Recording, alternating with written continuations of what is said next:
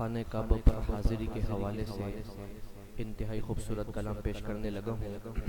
محبت سے سماعت فرمائیے گا، شاعر کیا کہتا ہے، آغاز کرتا ہوں کہ کعبہ دکھا دے مولا مولا، کعبہ دکھا دے مولا مولا، کعبہ دکھا دے مولا مولا، کعبہ دکھا دے مولا مولا، کعبہ دکھا دے مولا مولا، کعبہ دکھا دے مولا، کعبہ دکھا مولا، کعبہ دکھا، کعبہ دکھا مولا، کعبہ دکھا، کعبہ دکھا مولا، کعبہ دکھا،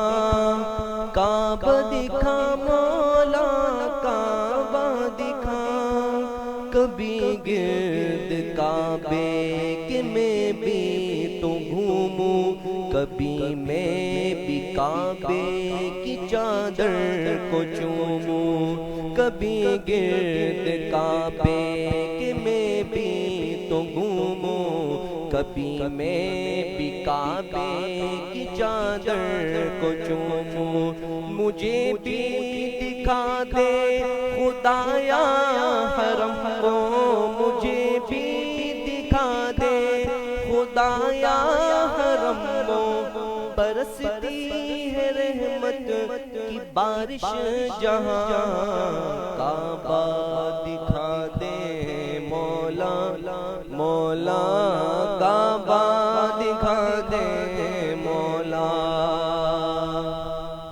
کبھی سنگ اسود کا بوسہ عطا ہو کہ مرنے سے پہلے ختم ہر خطا ہو، کبھی سنگ اسود کا بوسہ عطا ہو کہ مرنے سے پہلے ختم ہر خطا ہو، تمنا میرے رب یہ پوری، میں کتنا ہوں تڑپا، میں کتنا ہوں رویا ہے بے چین مولا، یہ دل میرا کتنا ہے بے چین مولا، یہ دل میرا کتنا، کروں کیسے میں یہ لبوں سے بیان، کعبہ دکھا دے مولا مولا، کعبہ دکھا دے مولا،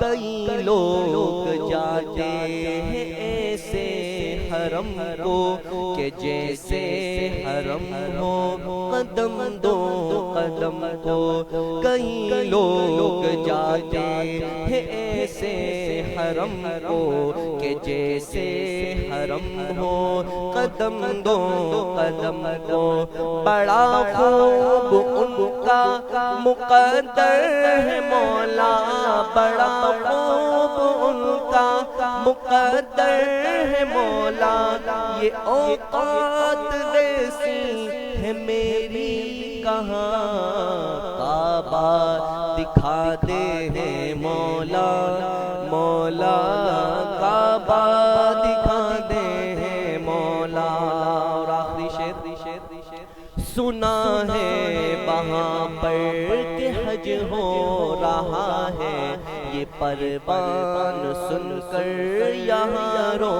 رہا ہے، سنا ہے وہاں پر کہ حج ہو رہا ہے، یہ پروان سن کر یہاں رو رہا ہے، بلا لے خدایا اسے بھی حرم میں، بلا لے خدایا اسے بھی حرم میں، لگی آگ دل کی بجھا دے وہاں، کعبہ دکھا دے مولا مولا، کعبہ دکھا دے مولا، کعبہ دکھا مولا، کعبہ دکھا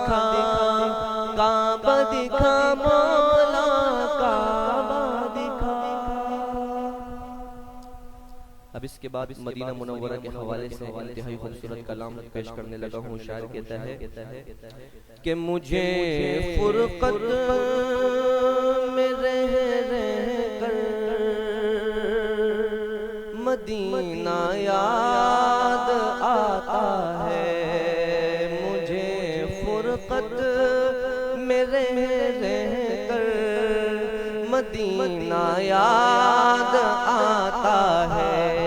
وہ جالی یاد آتی ہے، وہ روزہ یاد آتا ہے. وہ جالی یاد آتی ہے، وہ روزہ یاد آتا ہے. کھڑا ہوتا جہاں جا کے سلام شوق کو لے کر، کھڑا ہوتا جہاں جا کے سلام شوق کو لے کر.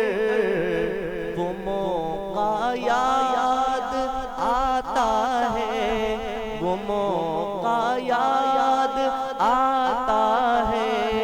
وہ حجرہ یاد آتا ہے، وہ موقع یاد آتا ہے. وہ حجرہ یاد آتا ہے. درِ اقدس پہ حاضر ہوں، نگاہوں میں ہے وہ میری. درِ اقدس پہ حاضر ہوں، نگاہوں میں ہے وہ میری.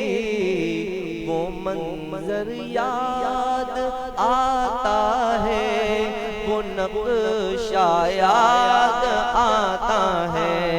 وہ منظر یاد آتا ہے، وہ نقشہ یاد آتا ہے. وہ جنت کی یاری میں مناجات خدا کرنا.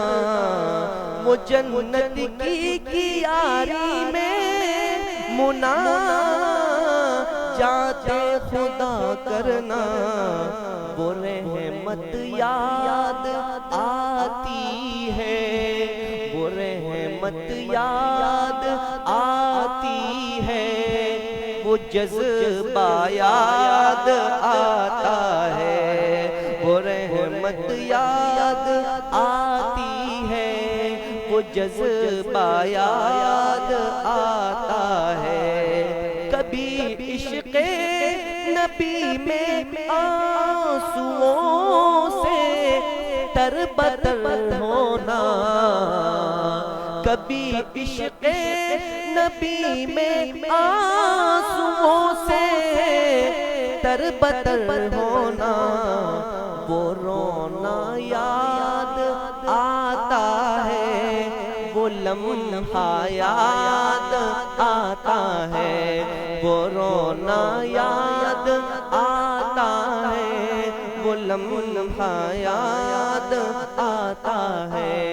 مجھے فرقت میں رہ کر مدینہ یاد آتا ہے. وہ جالی یاد آتی ہے، وہ روزہ یاد آتا ہے.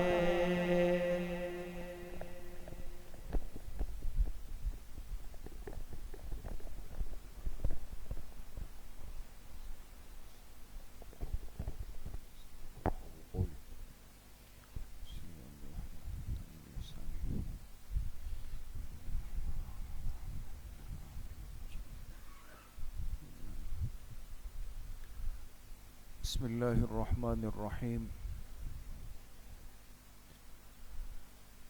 الحمد للہ وکفا وسلام علی عباده الذین اصطفى، خصوصا علی سید الرسل وخاتم الانبیاء وعلى آلہ واصحابہ الاتقیاء. أما بعد فأعوذ بالله من الشيطان الرجيم بسم الله الرحمن الرحيم ولله على الناس حج البيت من استطاع إليه سبيلا وقال رسول الله صلى الله عليه وسلم من حج فلم يرفث ولم يفسق رجع كيوم ولدته أمه صدق الله وصدق رسوله النبي الكريم یا رب صل وسلم دائما ابدا علی حبیبک خیر الخلق کلہم. تمام احباب ایک مرتبہ محبت سے درود پاک پڑھ لیں. اللہم صل علی محمد وعلی آل محمد کما صلیت علی ابراہیم وعلی آل ابراہیم انک حمید مجید.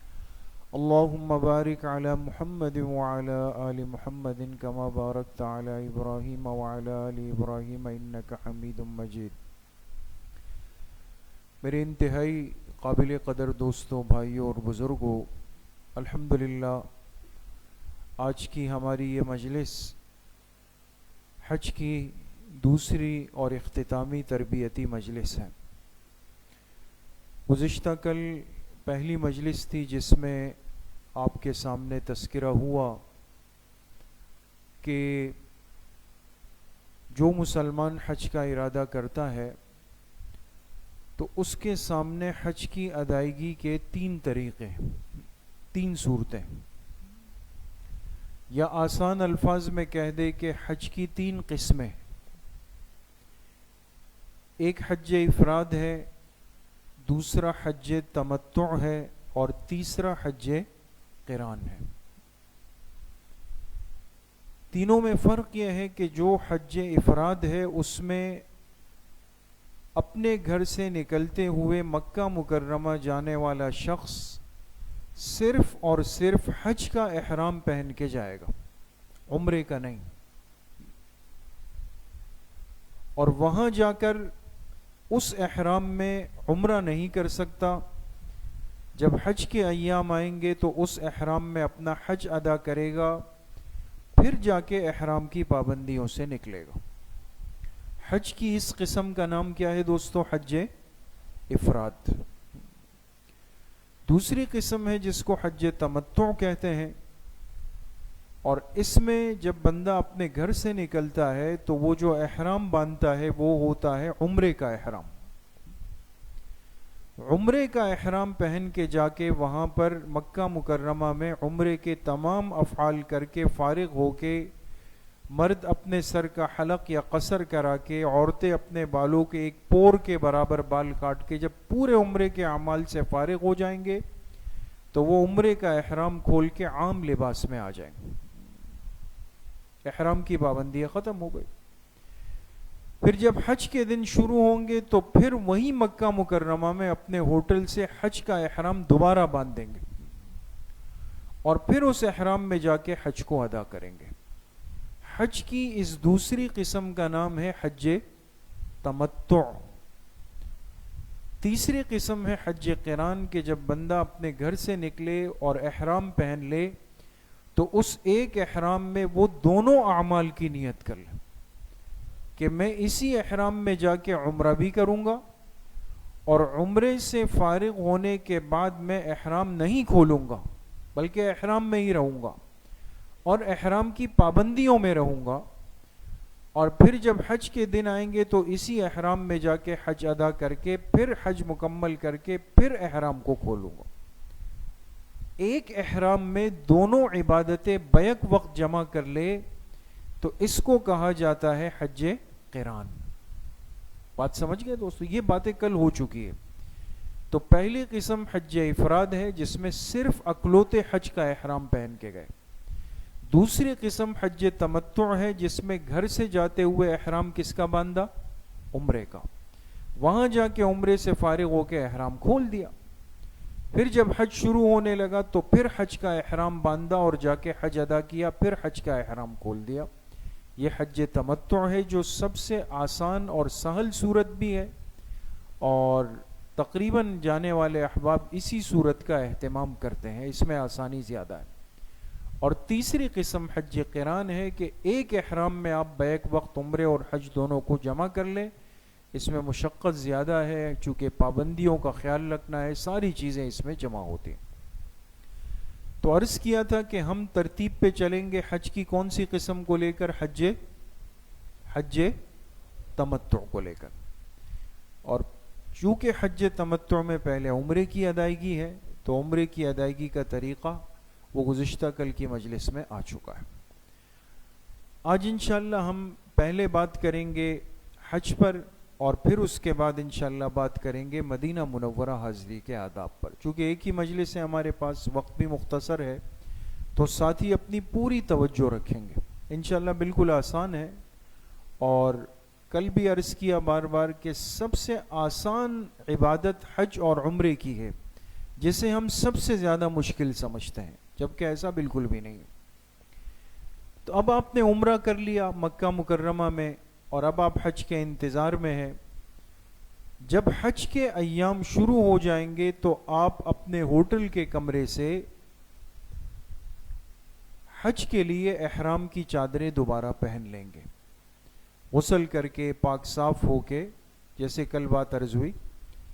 اور مستورات کے لیے احرام کیا ہے؟ ان کا اپنا ہی لباس ہے، جو ان کے نارمل کپڑے ہیں ان کا احرام ہی سمجھا جاتا ہے۔ تو احرام مرد 2 چادریں پہن لے گا، مستورات انہی کپڑوں کو احرام کی نیت سے پہن لیں گی، اپنی نارمل کپڑوں کو، اور اپنے ہوٹل کے کمرے سے حج کی نیت کر کے حج کے لیے نکل جائیں گے۔ بات سمجھ گئے دوستو؟ تو جیسے کل بات ہوئی حج سے پہلے کی، آج بات کریں گے حج کے دوران کی، کہ حج کتنے دنوں میں ہوتا ہے، حج کی ادائیگی کا طریقہ کیا ہے، حج کے فرائض کیا ہے، حج کے واجبات کیا ہے، کون کون سی چیزیں حج کو متاثر کر دیتی ہیں۔ جی، آپ مکہ مکرمہ میں ہیں، حج کے انتظار میں ہیں، اور حج کے ایام آپ پہ شروع ہو گئے۔ آگے بڑھنے سے پہلے 2-3 باتیں آپ ذہن میں رکھ لیں تو آپ کو بالکل آسان رہے گا دوستو۔ حج شروع ہوتا ہے ذی الحجہ کے مہینے کی 8 تاریخ کو۔ کون سی تاریخ کو؟ 8 تاریخ کو۔ ذی الحجہ 12واں مہینہ ہے جس میں قربانی کا عمل ہوتا ہے۔ 8 تاریخ حج کا پہلا دن ہوتا ہے، ایک بات۔ دوسری بات یہ سمجھ لیں کہ حج کے لیے کل ضروری دن وہ 5 ہیں۔ کتنے؟ تو 8 پہلا دن ہے، تو 5واں دن کون سی تاریخ ہوگی؟ 12۔ شاباش۔ 8، 9، 10، 11، 12، یہ 5 ایام حج کے ضروری ہے کہ ان 5 دنوں میں آپ حج کو پورا کریں گے۔ 6واں دن حج کا ہے اختیاری، وہ ضروری نہیں، وہ اختیاری دن اس طور پہ ہے کہ اس دن جیسے ابھی تذکرہ آئے گا، اگر کوئی حاجی صاحب وہ یہ چاہے کہ میں 13 تاریخ کو بھی مینا میں رک کر تینوں جمرات کی یعنی شیاطین کی رمی کر لوں، ان کو کنکر مار لوں، رک سکتا ہے، ضروری نہیں۔ لیکن اگر وہ رک جائے اور 13 تاریخ کی بھی رمی کر لے تو اس کے لیے اجازت ہے اور سنت طریقہ ہے، کر سکتا ہے۔ تو اب میں آپ سے پوچھوں گا کہ حج کے شروع ہونے کی پہلی تاریخ کون سی ہے؟ 8 ہے۔ حج کے ضروری دن کتنے ہیں؟ 5 ہیں، اور اختیاری دن کون سا ہے؟ 6واں دن۔ ٹھیک ہو گئی بات دوستو؟ اچھا، اب مکہ مکرمہ سے آپ حج کے لیے روانہ ہوں گے۔ پہلا دن ہے 8 ذی الحجہ۔ اب ہونا یہ چاہیے، اور ابھی تک یہی ہوتا رہا، کہ جب 8 ذی الحجہ کی فجر لوگ مسجد حرام میں بیت اللہ شریف میں پڑھ لیتے تھے، آپ کی گاڑیاں، آپ کی بسیں آ گئی، حجاج کرام اس میں بیٹھ گئے اور بیٹھ کر کے مینا پہنچ گئے۔ یہ آپ کو کتابوں میں بھی ملے گا، علماء کے بیانات میں بھی ملے گا، تربیتی ٹریننگ کلاسوں میں بھی یہی بات ملے گی۔ لیکن اب ظاہر سی بات ہے کہ ہر چیز میں فرق آتا چلا گیا۔ پہلے مجمع ہوتا تھا ہزاروں میں، پھر چند لاکھوں میں، اب بیک وقت 35-40 لاکھ حج کی موومنٹ ہو رہی ہوتی، اور مینا کے راستے تو وہی راستے، اس کو تو ظاہر سی بات ہے کہ مینا کو منتقل تو نہیں کر سکتے اپنی جگہ سے۔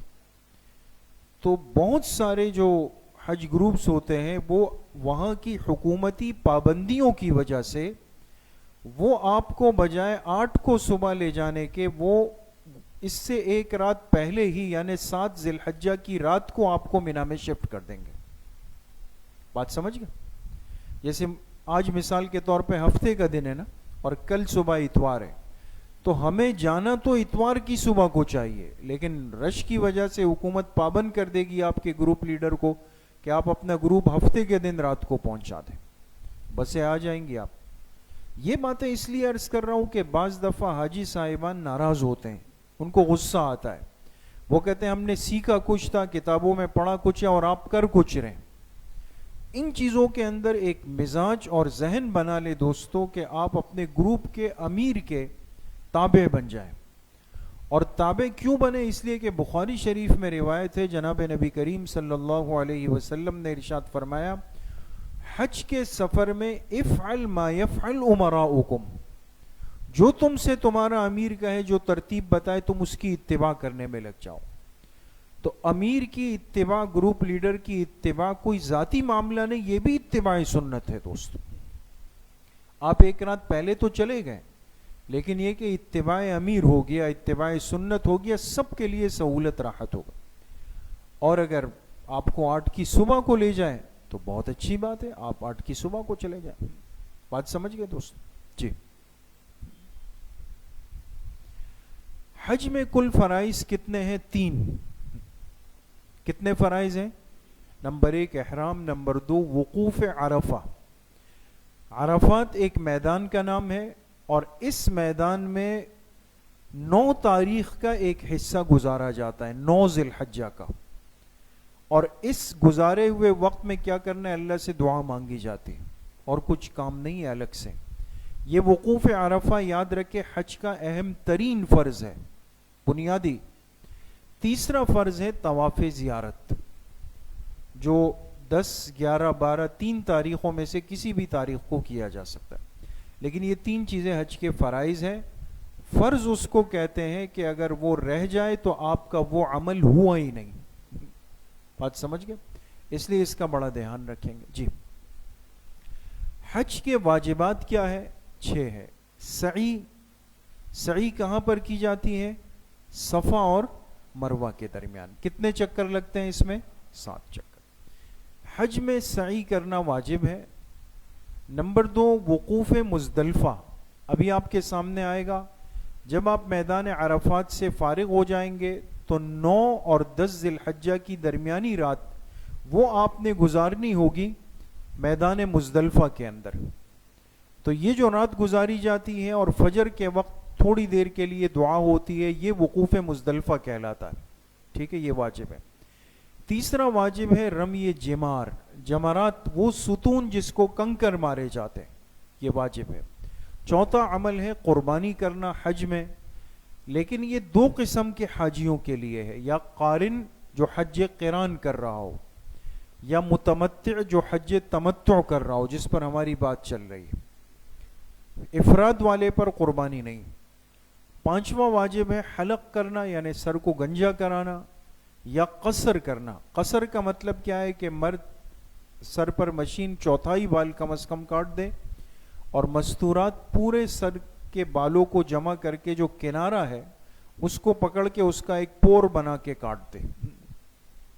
6واں واجب جو ہے وہ طواف وداع ہے. مکہ مکرمہ سے نکلتے ہوئے جو بھی آخری طواف آپ کریں گے اس نیت کے ساتھ کہ یہ میرا آخری طواف ہے, تو وہ کہلائے گا طواف وداع. یہ 6 چیزیں حج کی کیا ہے دوستوں؟ واجب ہے. واجب اس کو کہا جاتا ہے کہ اگر واجب رہ جائے تو وہ عمل آپ کا ضائع نہیں ہوا, لیکن اب اس کی کوتاہی کو دور کرنے کے لیے آپ کو کچھ کرنا پڑے گا, اور وہ جو کرنا ہوگا وہ کیا ہوگا؟ وہ آپ کو دم دینا پڑے گا. دم کس کو کہتے ہیں؟ کہ ایک بکرا یا ایک دمبا وہ آپ خرید کے حدود حرم کے اندر ذبح کرائیں اور وہاں کے فقراء مساکین اس کا گوشت کھا لیں. وہ وہاں ادارے ہوتے ہیں, وہاں جا کے آپ سہولت کے ساتھ کر سکتے ہیں. فرض رہ جائے تو حج ادا نہیں ہوا, واجب رہ جائے تو حج ضائع نہیں ہوا, لیکن آپ کو دم دینا پڑے گا. کچھ بات سمجھ میں آ رہی ہے دوستوں؟ جی. اب حج کا طریقہ کیا ہے دوستو، اب غور کریں، پھر آگے تصویروں کے ساتھ بہت سہولت سے آ رہا ہے۔ پہلا دن حج کا کون سی تاریخ ہے؟ 8 ذی الحجہ۔ 8 ذی الحجہ کو ہم نکلیں گے کہاں سے؟ مکہ سے۔ مکہ سے مکہ سے نکلنے کے بعد 3 نام اب آپ کے سامنے آئیں گے، منا، عرفات، مزدلفہ۔ منا، عرفات اور مزدلفہ۔ یاد رکھیں ان 3 جگہوں میں سب سے زیادہ وقت گزارا جاتا ہے منا کے اندر، سمجھ میں آ گئی؟ اور عرفات اور مزدلفہ میں مختصر سا وقت گزارا جائے گا۔ تو 8 تاریخ کو روانگی ہوگی کہاں کے لیے؟ منا کے لیے آپ نکل جائیں گے۔ منا جب پہنچیں گے تو منا کوئی آبادی نہیں ہے دوستو، اگر عام دنوں میں آپ چلے جائیں نا، ایک بندہ آپ کو بنی آدم نظر نہیں آئے گا وہاں پہ۔ حج کے دنوں میں ایک شہر بس جاتا ہے، خیمے آباد ہو جاتے ہیں، لاکھوں کا مجمع ہوتا ہے۔ تو اب ہزاروں خیموں کے اندر آپ کا خیمہ کون سا ہے، کون سی لائن میں ہے، اس روڈ کا نام کیا ہے، اس کا نمبر کیا ہے، سب چیزیں مینشن ہوتی ہیں۔ اور آپ کے ہاتھ کے اندر جو کڑا ہوگا اس میں سب چیزیں لکھی ہوئی ہے، گلے میں جو کارڈ ہوگا سب چیزیں لکھی ہوئی ہے۔ انسان آگے پیچھے ہو جاتا ہے لیکن گم نہیں ہوتا، یہ ہم کہتے ہیں نا فلاں گم ہو گئے، آگے پیچھے ہو جاتا ہے، ورنہ بہت ترتیب اور ایک منظم شکل ہوتی ہے وہاں پر۔ تو آپ تسلی کر لیں کہ آپ کا خیمہ کون سا ہے، اس میں آپ کو بستر مل جائے۔ اور آپ نے اب منا میں کرنا کیا ہے؟ میں نے آپ سے کہا نا حج سب سے آسان کام ہے۔ 8 ذی الحجہ کی فجر آپ مکہ میں پڑھ کے گئے ہیں، اگلی نماز کون سی آنی ہے؟ ظہر، عصر، مغرب، عشاء۔ یہ آپ کراچی میں تب بھی پڑھنی ہے، آپ مکہ میں ہیں تب بھی پڑھنی ہے، منا گئے تب بھی پڑھنی ہے، تو کوئی نئی چیز تو نہیں ہے اس میں۔ اپنے خیمے میں آپ نے جو آپ کے امام صاحب جو طے ہو جائیں گے وہ آپ کو ظہر پڑھائیں گے، عصر پڑھائیں گے، مغرب پڑھائیں گے، عشاء پڑھائیں گے، بس۔ آپ تلاوت کریں، تسبیحات پڑھیں، بزرگوں کے بیانات اگر ہو اس کو سنیں، غیبت سے، بیکار کی باتوں سے اپنے آپ کو بچائیں گے، یہ اہتمام کریں۔ نمبر 2، دوسرا دن 9 ذی الحجہ ہو گئی، فجر کی نماز ہم منا میں ہی پڑھیں گے۔ اب نکل جائیں گے فجر پڑھنے کے بعد کہاں کے لیے؟ عرفات کے لیے۔ عرفات کھلا میدان ہے، لیکن چونکہ وہاں بہت کم وقت گزارنا ہے تو خیمے ہیں، لیکن اس کی وہ شکل نہیں ہوگی جو منا کے اندر ہے کہ بستر لگے ہوئے ہیں، یہ بھی ہے یہ بھی ہے۔ ایک مناسب انداز کی ترتیب ہوگی وہاں پہ عرفات کے اندر۔ عرفات میں اپنے خیمے میں چلے جائیں، آپ کو بستر مل جائے بہت اچھی بات ہے، نہیں اپنی چادر بچھا کے اس پہ بیٹھ جائیں۔ اور عرفات اہم ترین دن ہے دوستو، دعاؤں کے مانگنے کا، دعاؤں کی قبولیت کا، اللہ سے لینے کا، ہر ایک کے لیے دعا کرنے کا دن ہے۔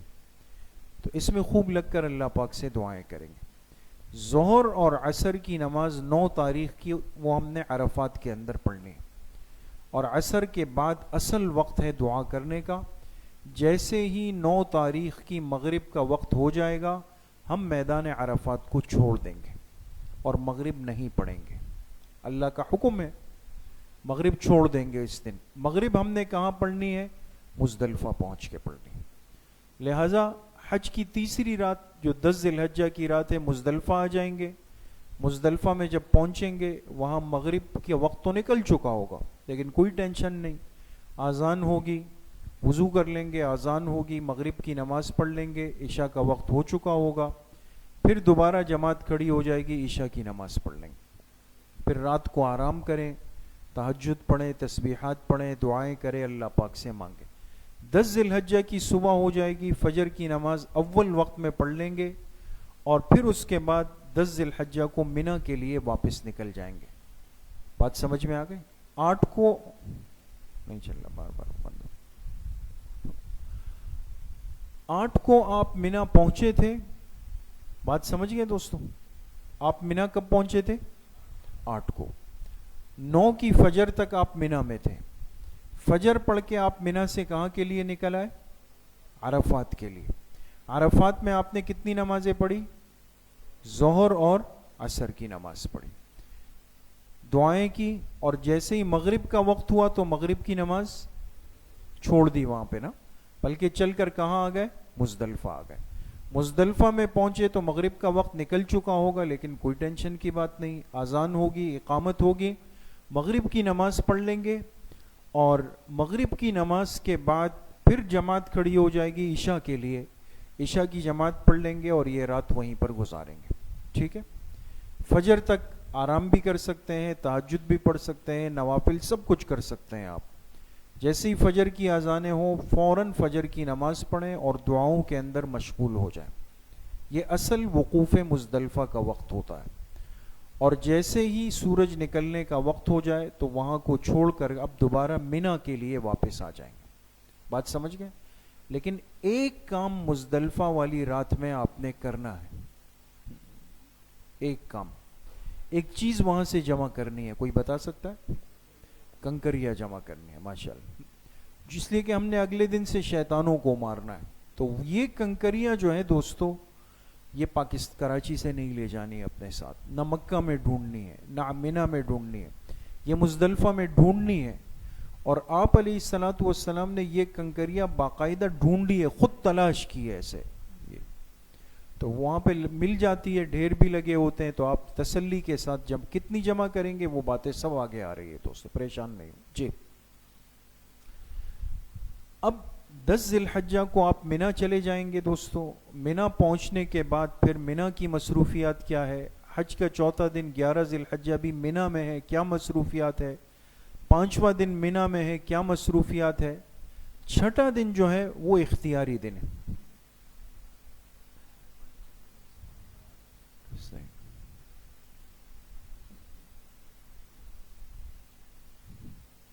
6واں دن جو ہے دوستو وہ اختیاری دن ہے مینا کے اندر. اور جب حج ہو جائے گا تو پھر طواف وداع کر کے ہم واپس آ جائیں گے. یہ ایک خاکہ ہے دوستو. اب دیکھیں دوستو، جی دیکھیں جی، اب غور کریں، کسی ساتھی کی توجہ آگے پیچھے نہیں ہو. 8 ذی الحجہ نظر آ رہا ہے؟ یہ حج کا کون سا دن ہے؟ پہلا دن ہے. شاباش. فجر کی نماز 8 کی ہم نے کہاں پہ پڑھی؟ مکہ میں پڑھی. اگر آپ مکہ میں ہیں تو مکہ میں، اگر آپ کو رات کو لے آئے ہیں تو پھر تو مینا کے خیمے میں پڑھ لیں گے. ٹھیک ہے، فجر آپ نے مینا پڑھ لی، اور مینا میں فجر پڑھنے کے بعد، مکہ میں پڑھنے کے بعد آپ مینا کے لیے نکل گئے 8 ذی الحجہ. جی، مینا پہنچ گئے. یہ دیکھیں، یہ مینا کا ایک منظر ہے. اوپر سے آپ دیکھیں یہ ایک وادی ہے، پورا ایک شہر بس جاتا ہے. ان دنوں میں آپ جائیں گے تو آپ کو ایک بندہ نظر نہیں آئے گا یہاں پہ. مینا کے خیمے میں پہنچ کر آپ نے کیا کرنا ہے؟ اپنی جگہ اپنا ضروری سامان رکھ لیں. ایک بات یہ بھی سمجھ لیں دوستو کہ جب حج کے لیے نکلتے ہیں ساتھی مکہ سے، تو ذہن میں ایک سوال آتا ہے کہ بھئی اب تو 5 دن حج کے وہاں رہنا ہے، کیا لے جائیں اپنے ساتھ؟ بعض اتنے بڑے بڑے بیگ بنا لیتے ہیں کہ پھر حج سے زیادہ بیگ سنبھالنا مشکل ہوتا ہے. بستر آپ کو ملے گا، ٹھیک ہے، اس کی ضرورت نہیں. ایک موٹی ضروری چادر اپنے ساتھ لے لیں، تولیہ لے لیں، مسواک لے لیں، آپ کی دوائیاں ہیں وہ اپنے ساتھ لے لیں. اگر آپ کا کوئی خاص تکیہ ہے جس پہ آپ سر آرام سے رکھتے ہیں، وہ ضروری ایک چھوٹا سا ایک بیگ بنا کر کے وہ اپنے ساتھ ہینڈ کیری کر لیں، ہاتھ میں لے لیجیے. مینا میں پہنچ کر آپ کو جگہ مل گئی، کوئی نیا کام نہیں ہے وہاں پہ. ظہر، عصر، مغرب، عشاء اور 9 ذی الحجہ کی فجر، یہ کتنی نمازیں ہو گئی دوستو؟ 5 نماز. یہ آپ نے کہاں پڑھنی ہے؟ کہاں پڑھنی ہے؟ مینا میں پڑھنی ہے آپ. ٹھیک ہے دوستو، 8 کو نکلے اور 9 کی فجر آپ پہ ہو گئی مینا کے اندر. جی،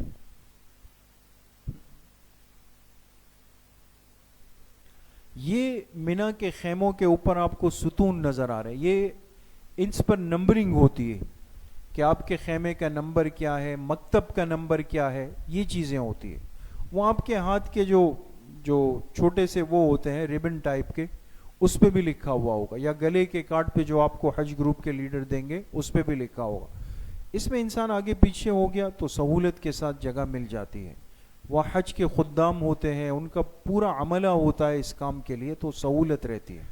مستورات کو بھی یہ باتیں خود سمجھائیں، ان کو ذرا یعنی جس کو کہتے ہیں نا تسلی اور مطمئن کریں کہ کوئی مشکل کام کرنے نہیں جا رہے، لیکن احتیاطی تدابیر پہلے سے سمجھائیں کہ بھئی آگے پیچھے ہو، پریشان نہیں ہو، آپ اپنا کارڈ کسی بھی جو خدمت پر مامور وہاں کی جو سیکیورٹی ہوتی ہے ان کو دکھا دیں، وہ آپ کو پہنچا دیں گے بالکل. جی اچھا، اب 9 ذی الحجہ ہو گئی. فجر کے بعد منا سے نکل جائیں گے کہاں کے لیے؟ عرفات کے لیے. عرفات میدان ہے، اور یہ امت مسلمہ کے لیے ایک مبارک ترین جگہ ہے. عرفات بڑی بابرکت جگہ ہے. اب عرفات پہنچنے کے بعد کیا کرنا ہے؟ ایک کام کا اہتمام کریں کہ گروپ سے الگ نہ ہوں. ہمارے ہاں اصل میں ہوتا یہ ہے کہ ہم جب حج کے سفر پہ نکلتے ہیں تو اپنے بزرگوں کے پاس بیٹھ جاتے ہیں. جو بزرگ ہوتے ہیں جنہوں نے 1980 میں حج کیا، 75 میں حج کیا، 85 میں حج کیا، تو وہ آپ کو کہیں گے جی ہم نے تو سارا حج پیدل کیا، ہم تو پیدل گئے، ہم نے پیدل کیا. جان کہتے ہیں میں بھی کروں گا پھر پیدل. تو ایک بات تو یہ یاد رکھیں کہ اس وقت کے بزرگوں کی جو صحت اور طاقت ہے وہ اب بھی ہم سے اچھی ہے. ایسا ہے نہیں ہے دوستو؟ ہم تو اب بھی تھوڑا سا جائیں تو خود اپنے گھٹنے پھر دباتے ہیں تھوڑی دیر کے لیے. تو ایک تو اپنے آپ کو ان پر قیاس مت کریں، وہ صحت مند لوگ تھے. دوسری بات یہ جو میں نے عرض کیا کہ رش نہیں تھا، مجمع نہیں تھا، بچڑنے کا، گم ہونے کا، ادھر ادھر ہونے کا، یہ چیزیں، یہ باتیں نہیں تھی، اب ہیں. اس لیے اپنے آپ کو اپنے قافلے اور گروپ کے ساتھ جوڑ کر رکھے. جو آپ کو ہدایت دی جائے اس کو من وعن مانتے ہوئے چلے، گروپ کے ساتھ حج کریں، اس میں راحت ہوگی، خاص طور پہ جو پہلی مرتبہ جا رہے ہیں. 9 ذی الحجہ کو آپ اپنے عرفات کے خیمے میں پہنچ جائیں گے. ٹھیک ہے، اب آپ نے کیا کرنا ہے؟ اب غور کریں جو آپ کو لکھا ہوا نظر آ رہا ہے. عرفات میں ظہر اور عصر کی نماز ہم نے پڑھنی ہے. کون کون سی نماز؟ ظہر اور عصر کی نماز. اچھا، اب ایک مسئلہ یہاں پر سمجھ لیں. حدیث پاک میں آتا ہے کہ جناب نبی کریم صلی اللہ علیہ وسلم جب عرفات پہنچے تو چونکہ آپ امیر الحج بھی تھے، خود امیر حج تھے اور امام الحج بھی تھے، تو آپ نے ظہر کے وقت میں ظہر بھی پڑھائی اور اس کے ساتھ عصر بھی پڑھائی. یعنی ظہر کے وقت میں کتنی نمازیں ہو گئی؟ 2 نمازیں، ظہر اور، اس کو کہا جاتا ہے جمع بین الصلاتین، 2 نمازوں کو جمع کرنا. یہ اس عرفات کی خصوصیت ہے. لیکن کب؟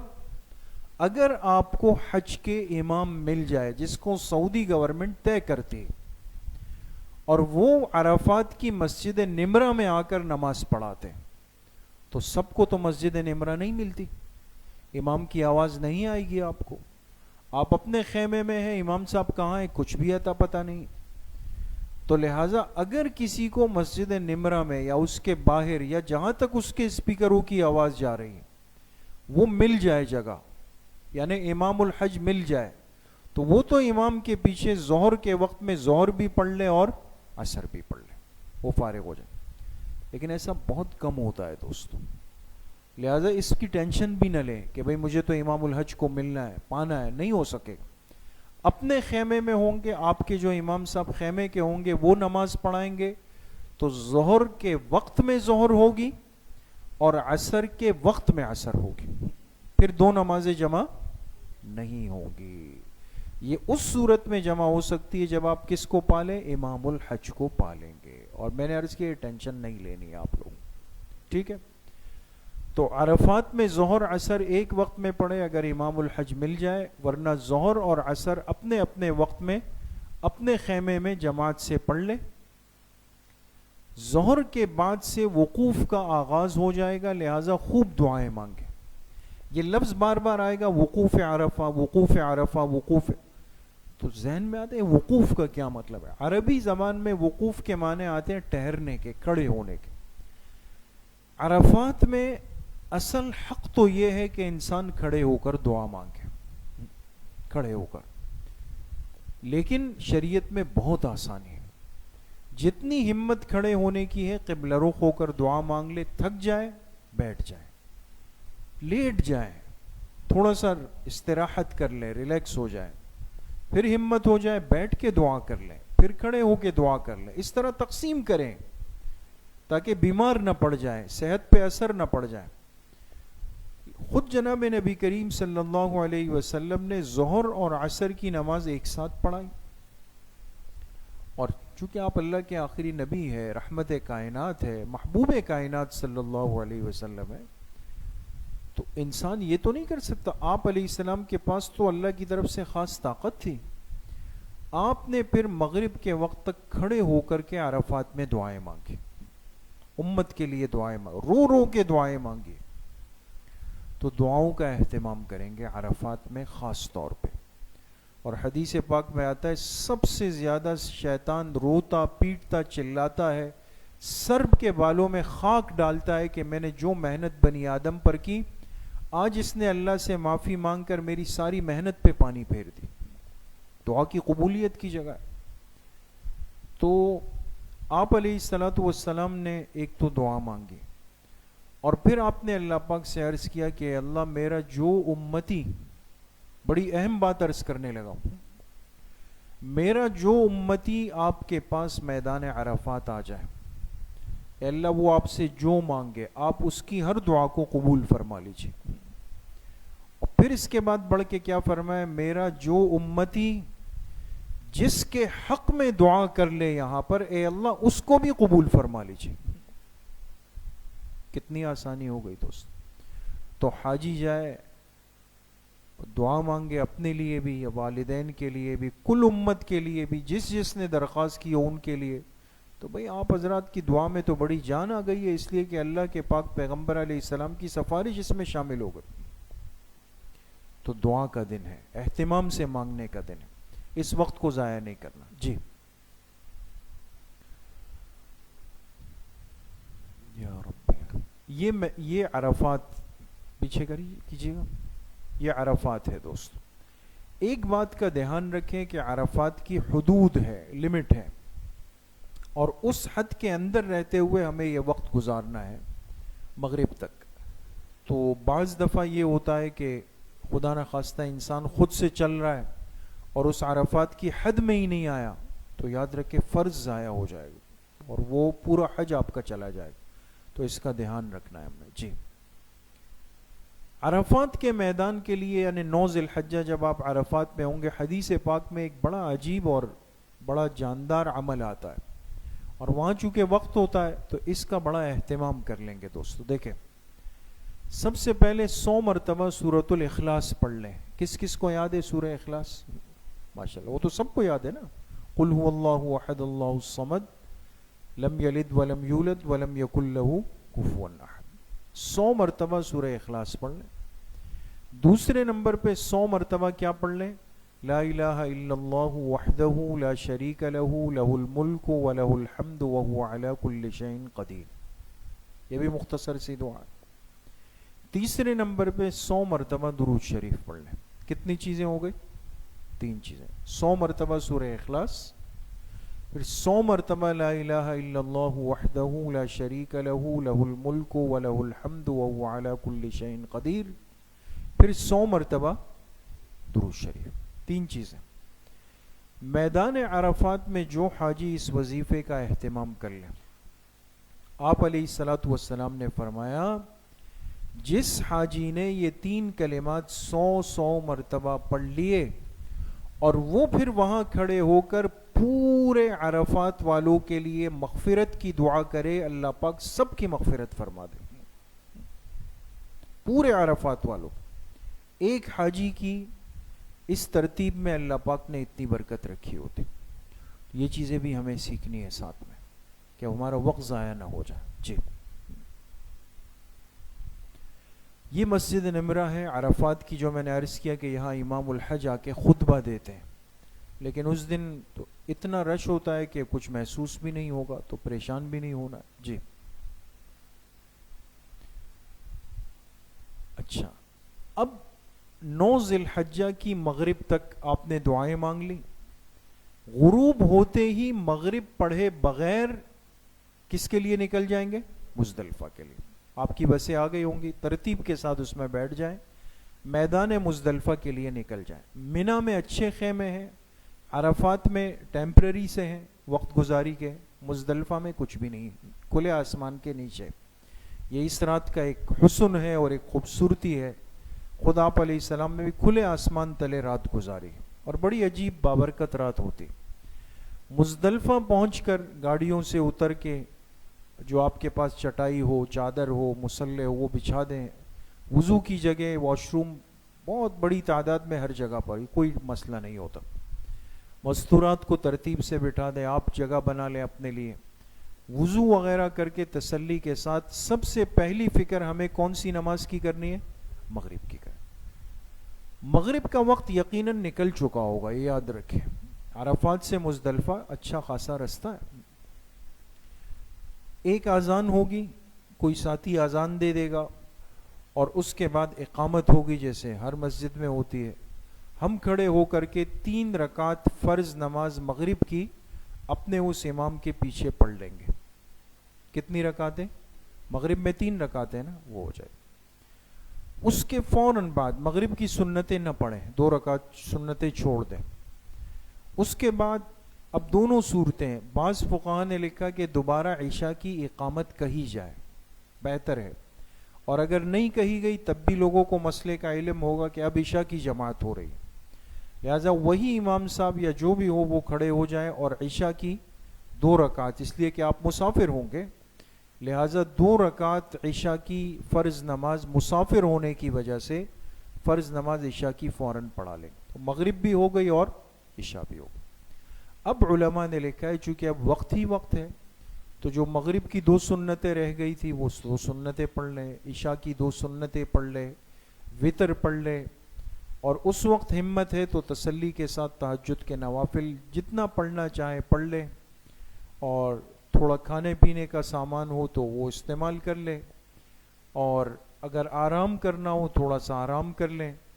اور پھر اس کے بعد رات کے کسی بھی وقت میں کھڑے ہو کر کے اپنے لیے کنکر تلاش کر لیں.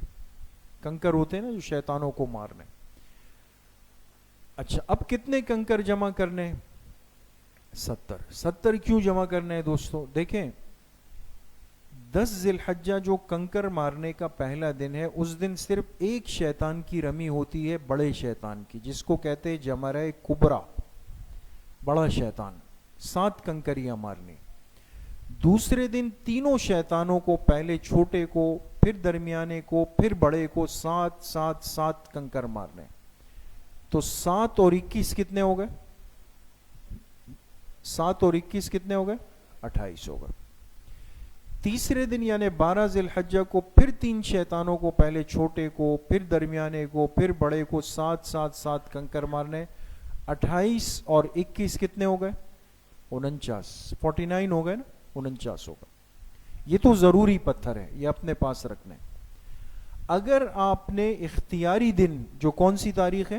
13, اس دن بھی رمی کا ارادہ کیا اور وہ سنت ہے, تو اس دن کے لیے بھی 21 کنکر جمع کر لیں. تو 49 اور 21 کتنے ہو گئے؟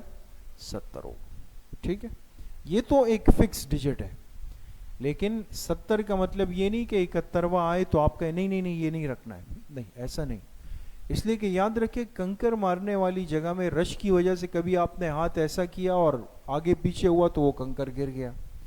اب آپ یہ نہیں کر سکتے کہ آپ کہے کہ جی میں نیچے سے دوبارہ وہ کنکر ڈھونڈ کے, جیسے رش میں اگر آپ کے ایک پیر کا چپل نکل جائے تو جھکے گا کوئی چپل ڈھونڈنے کے لیے, تو پیچھے والے کچل دیں گے آپ کو.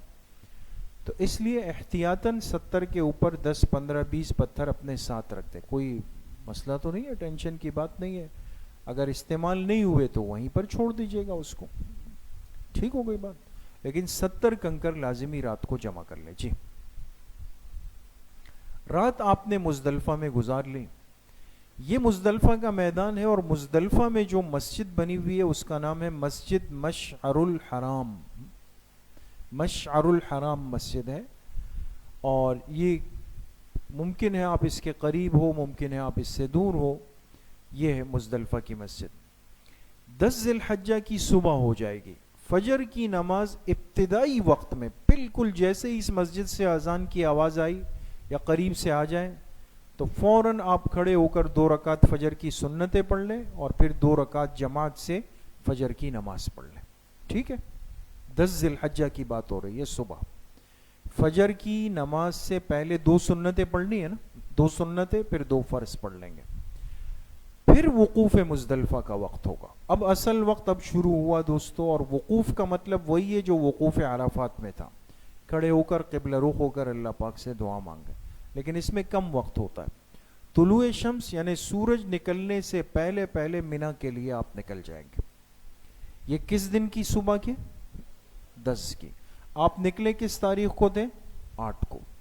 8 کو مینا میں رہے, 9 کی فجر مینا میں پڑی, پھر مینا سے کہاں آ گئے؟ عرفات آ گئے. عرفات میں مغرب تک رہے, مغرب کے وقت نکل کے مزدلفہ آ گئے. مزدلفہ میں مغرب عشاء کی نماز ایک ساتھ پڑھی امام کے پیچھے, رات گزاری. فجر کی نماز مزدلفہ میں پڑھ لی, فجر کے بعد دعا کر لی, سورج نکلنے سے پہلے پہلے مزدلفہ چھوڑ کر مینا کے لیے نکل آئے. یہ 10 ذی الحجہ ہے جی. اب واپس آپ مینا آئے اور اپنے خیمے کے اندر چلے جائیں. پہلے تسلی سے خیمے میں آ جائیں اور اپنا بیگ رکھ لیں, وضو کر لیں, ناشتہ کر لیں, ریلیکس ہو جائیں, تھوڑا آرام کر لیں. حج کے سفر میں ایک اصول اپنے پاس رکھے کہ ٹینشن نہیں لے کہ یہ کرنا ہے, بس جلدی کرنا ہے, سکون کے ساتھ چلتے ہیں. 10 ذی الحجہ حاجی کا سب سے مصروف دن ہے, اس لیے ترتیب کے ساتھ چلیں گے. 10 ذی الحجہ کو یاد رکھیں, ہم نے 3 کام ترتیب سے کرنے ہیں. کتنے کام؟ 3 کام. صبح ہو چکی ہے, آپ مینا اپنے خیمے میں آ گئے. پہلا کام کیا کرنا ہے؟ نمبر 1 جمرہ عقبہ یعنی بڑے شیطان کی رمی کے بڑے شیطان کو 7 کنکر مارنے ہیں, صرف ایک شیطان کو 7 کنکر مارنے کے بعد دوسرا کام کیا ہے؟ قربانی کا. قربانی آپ خود نہیں کریں گے. بعض لوگ ہوتے ہیں کہ میں جا کے خود جانور ذبح کرنا ہے, اب شاید وہ ترتیب ہو بھی نہیں. آپ کے گروپ نے انتظام کیا ہوگا, یا اس سال جیسے سننے میں آ رہا ہے کہ گورنمنٹ خود ترتیب کر رہی ہے, اس حوالے سے بھی. تو بہرحال دوسرا عمل وہ قربانی کا ہے. آپ کی قربانی ہو جائے, آپ کو فون پہ اطلاع مل جائے کہ جی فلاں ابن فلاں فلاں بنت فلاں قربانی ہو گئی آپ کی, انتظار کریں. جب قربانی کی اطلاع جیسے کنفرم ہو جائے, اب تیسرا کام یہ ہے کہ مرد حضرات اپنے سر کا حلق کرا دے یا قصر. افضل یہ ہے کہ حلق یعنی سر پہ اس طرح پھروا دے, حلق کرا دے. اور اگر آپ کے بہت بڑے بال ہیں اور آپ چاہتے ہیں کہ بھئی مزید میں آگے پھر چل کے اس طرح پھراؤں, تو سر پہ مشین چلا دیں, قصر کر لیں. اور مستورات کو پردے کے اہتمام کے ساتھ, مستورات اپنے خیمے میں یا جہاں پر بھی, لیکن پردے کا خیال رکھیں. یعنی کہ بیچ سڑک میں بعض دفعہ یہ مناظر ہوتے ہیں, بیٹھ جاتے ہیں, دوسری مستورات ان کے بال کاٹ رہی, سارے مرد آ رہے جا رہے دیکھ رہے, غلط بات ہے. تو لہٰذا مستورات اپنے ایک پور کے برابر بال کاٹ لیں. جب یہ 3 کام حاجی نے ترتیب سے کر لیے دوستو, آپ سمجھے کہ آپ کے حج کا ایک مرحلہ تقریباً پورا ہو گیا. اب آپ اپنا احرام کھول سکتے ہیں, احرام کی چادریں اتار سکتے ہیں. احرام آپ نے کون سی تاریخ کو پہنا تھا؟ 8 تاریخ کو پہنا. یہ 3 کام جب ہو گئے, آپ اپنے احرام کی چادریں کھول سکتے ہیں, نارمل لباس کے اندر آ سکتے ہیں. اگر آپ آنا چاہیں, نہیں آنا چاہیں, آپ کہے کہ نہیں بھی میں 5 دن ہی پہنا رہوں گا, تو آپ کی مرضی ہوگی. لیکن بہرحال احرام ہے, مٹی میں لگا ہوتا ہے, متاثر ہو چکا ہوتا ہے, تو تسلی کے ساتھ غسل کر کے احرام اتار کے اپنے نارمل کپڑوں میں آ جائیں. اب کیا کرنا ہے دوستوں؟ اب آپ کے پاس 2 آپشن ہیں. کتنے آپشن ہیں؟ 2. یا اگر آپ کی ہمت ہے, ارادہ ہے, طواف زیارت جو حج کا دوسرا فرض ہے, اہم فرض, اسی دن آپ چاہتے ہیں کہ میں مکہ چلا جاؤں مینا سے اور جا کے طواف زیارت 7 چکر لگا لوں, 2 رکعت نفل پڑھ لوں, اور سعی بین الصفا والمروہ کے چکر لگا کے طواف زیارت بھی کر لوں 10 کو ہی, تو آپ کر لیں. اس فرض سے بھی آپ فارغ ہو جائیں گے. دوسرا آپشن یہ کہ آپ کہیں نہیں ابھی تو آج بہت تھکاوٹ ہے, آج نہیں کرتے, کل کر لیں گے یا پرسوں کر لیں گے. 10, 11, 12 ذی الحجہ کی مغرب تک طواف زیارت کا وقت ہوتا ہے. 10 ذی الحجہ کی فجر سے لے کر 12 ذی الحجہ کی مغرب تک طواف زیارت کا وقت ہوتا ہے. تو ان 3 کاموں سے فارغ ہونے کے بعد اگر ہمت ہے تو آپ چلے جائیں, نہیں ہے واپس لوٹ کر اپنے مینا کے خیمے میں آ جائے اور اپنے معمولات میں مصروف ہو جائے. جی یہ دوستو جمرات ہے شیاطین کی رمی کی جگہ ہے. آپ جائیں گے جب شیطانوں کو کنکر مارنے نا, پہلا کام یہ, پہلے چھوٹا شیطان آئے گا جاتے ہوئے, اس کو چھوڑ دیں گے, پھر درمیانہ آئے گا اس کو بھی چھوڑ دیں گے, اس کے بعد بڑا شیطان آئے گا. بات سمجھ گئے؟ 2 سے گزر کے بڑا شیطان آتا ہے, وہاں جا کے اس کو کتنے کنکر مارنے؟ 7 کنکر مارنے. بات سمجھ گئے؟ پہلے دن. اچھا اس بیچ میں آپ کو ایک منظر دیکھنے کو ملے گا, لوگ ہوتے ہیں نا, کوئی پہلے والے کو پتھر مار رہا ہے, کوئی دوسرے والے کو مار رہا ہے, تو ذہن پہ ایک بوجھ آتا ہے کہ یار شاید یہ بھی ہو, اور جو مولانا صاحب بتا رہے تھے شاید وہ بتانا بھول گئے ہوں, لوگ تو مار رہے ہیں, تو ہم بھی شروع ہو جاتے ہیں. نہیں, وہاں لوگوں کو دیکھ کے حج نہیں کرنا ہے دوستو, اپنے مستند علماء سے سیکھ کر پوچھ کر ترتیب سے حج کرنا. بات سمجھے؟ تو پہلے دن کتنے شیطانوں کو کنکر مارنے؟ 1 کو. کون سے والے کو؟ بڑے والے. اور کتنے مارنے؟ تو بڑا والا پہلے آئے گا, چھوٹا والا پہلے آئے گا؟ چھوٹا پہلے, اس کو چھوڑ دیں گے, درمیانے کو چھوڑ دیں گے, بڑے والے کے پاس چلے جائیں گے, اس کو 7 کنکر مار دیں گے. اور پھر اس کے بعد جیسے آپ سے عرض کیا کہ اس کے بعد پھر جی اب اگر تینوں کام ہو گئے ہیں تو 10 ذی الحجہ کو اس کے بعد احرام کی چادریں آپ اتار سکتے ہیں.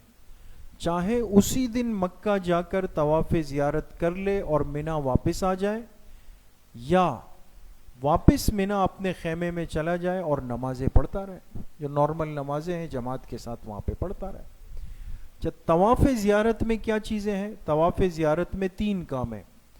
ایک تو طواف میں کتنے چکر لگانے ہوتے ہیں؟ 7 چکر. وہ کل بات آ چکی ہے تفصیل سے.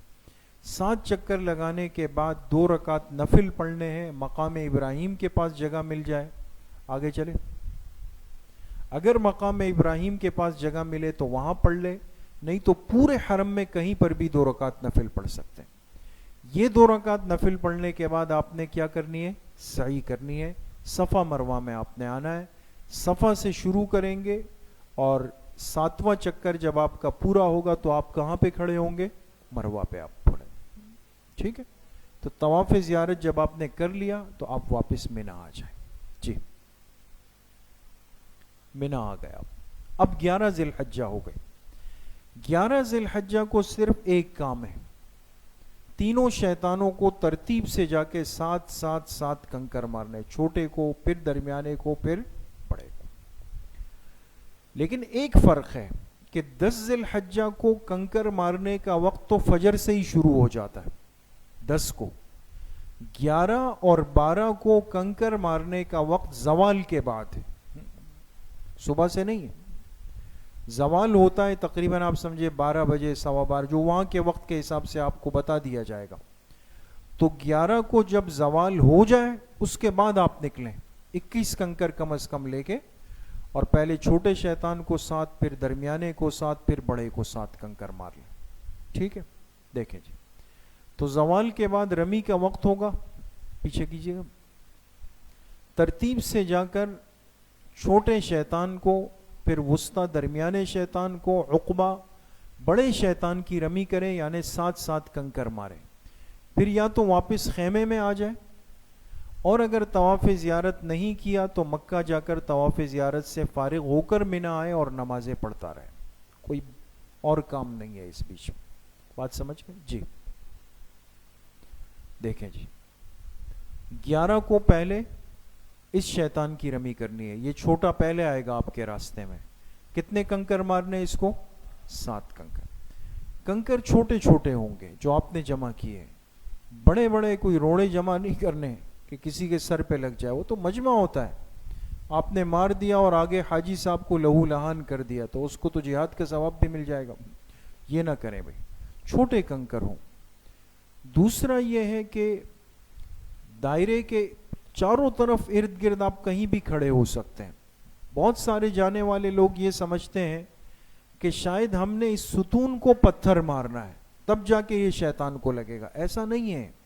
یہ ستون علامات ہے، اصل اس کی جڑ میں پتھر پہنچنا ہے. لہٰذا آپ دائرے کے بیچ میں پھینک دیجئے، وہ خود نیچے چلا جائے گا. بات سمجھ گئے؟ اور جب پتھر مارے، ایک پتھر مارے تو پڑھنا کیا ہے؟ بسم اللہ اللہ اکبر. اتنا بھی پڑھ لے کافی ہے، ورنہ حدیث پاک میں آتا ہے بسم اللہ اللہ اکبر رغما للشیطان ورضا للرحمن. پورا اگر یاد ہو، نہیں ہو تو ایک پتھر مارے بسم اللہ اللہ اکبر، پھر دوسرا بسم اللہ اللہ اکبر، پھر تیسرا بسم اللہ اللہ. ساتوں کنکر الگ الگ. اگر کسی نے 7 کنکر ایک مٹھی میں لے کر کے ایک ساتھ مار دیے تو یہ 7 شمار ہوں گے یا ایک؟ یہ ایک شمار ہو. اس کا دھیان رکھنا ہے. جی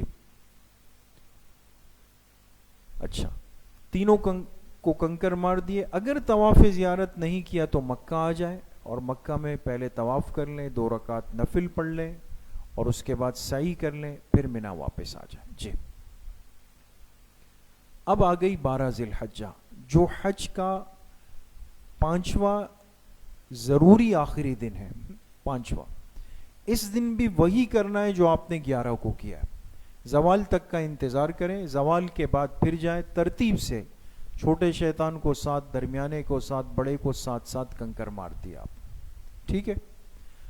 اب اگر طواف زیارت نہیں کیا تو ضروری جانا ہے مکہ مکرمہ، اس لیے کہ اب آخری دن ہے اور آخری دن کے غروب سے پہلے طواف زیارت ہو جانا چاہیے. تو لازماً مکہ جا کر غروب سے پہلے طواف زیارت کر لے. اور اگر کر چکا ہے، اب آپ کے پاس 2 آپشن ہیں. 13 ذی الحجہ کو مینا میں رکنا ضروری نہیں، اختیاری ہے.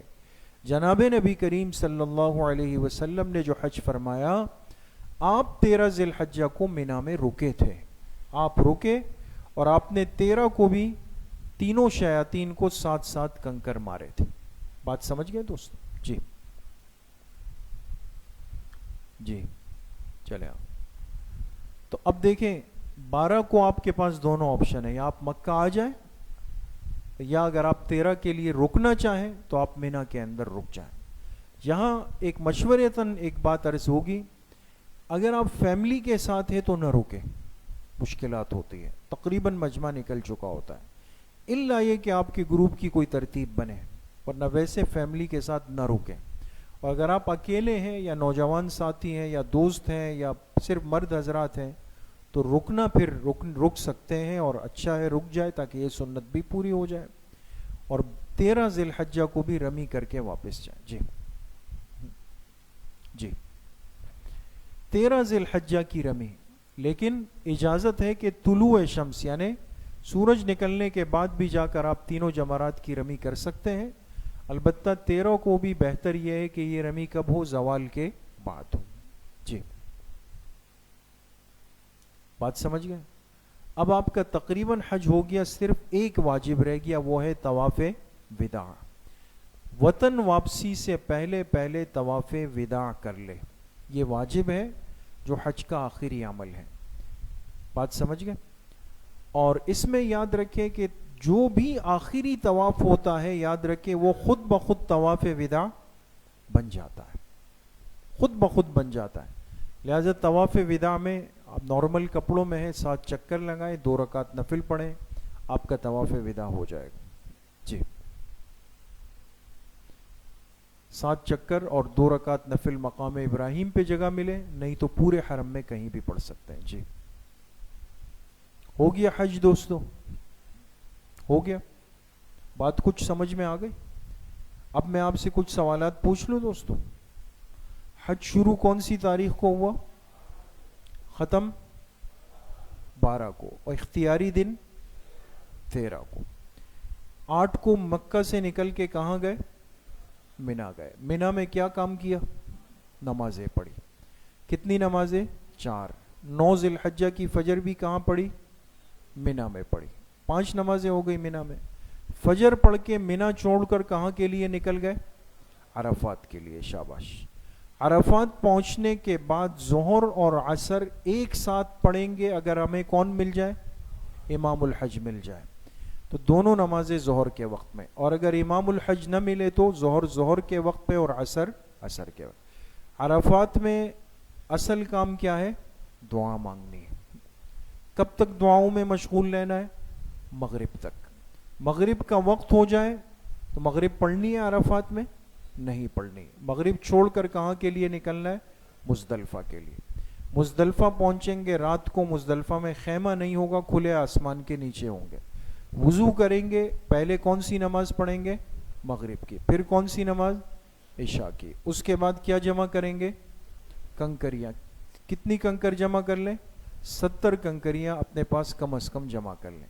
رات گزار کے یہ فجر کی نماز کہاں ہوگی؟ مزدلفہ میں ہوگی۔ فجر پڑھنے کے بعد کیا ہوگی؟ دعا ہوگی، وقوف مزدلفہ جس کو کہتے ہیں۔ سورج نکلنے سے پہلے مزدلفہ چھوڑ کر واپس کہاں آ جائیں گے؟ مینا آ جائیں گے۔ مینا آنے کے بعد 3 کام ترتیب سے ہے۔ پہلا کام، بڑے شیطان کو کتنے کنکر مارنے؟ 7، پھر قربانی، پھر حلق یا قصر۔ طواف زیارت اسی دن کرنا چاہیں تو کر لیں، ورنہ واپس مینا آ جائیں۔ 11 کو کتنے شیطانوں کی رمی ہے؟ 3 کی، چھوٹے کی، پھر درمیانے کی، پھر بڑے کی۔ کتنے کتنے کنکر مارنے؟ 7۔ اگر طواف زیارت کر لیا ہے تو مینا آ جائے، نہیں کیا تو مکہ چلے جائیں۔ 12 کو تینوں شیطانوں کی رمی کرنی ہے زوال کے بعد، پہلے چھوٹے کی، پھر درمیانے کی، پھر بڑے کی۔ اگر طواف زیارت ابھی بھی نہیں کیا تو اب لازمی کر لیں، جا کے مکہ جا کے طواف زیارت سے فارغ ہو جائیں۔ اگر 13 کی رمی کا ارادہ ہے تو مینا میں واپس رک جائے، اور مینا میں 13 کی صبح کو بھی کر سکتے ہیں، اور افضل یہ ہے کہ کب کریں؟ زوال کے بعد کریں۔ تینوں شیطانوں کو 7 کنکر مار لیں۔ آخری عمل حج کا کیا ہے؟ طواف وداع ہے۔ 7 چکر لگائیں اور 2 رکعت نفل پڑھ لیں، اور اپنے نام کے ساتھ حاجی لگا دیں۔ ہو گیا دوستوں؟ جی، کس میں؟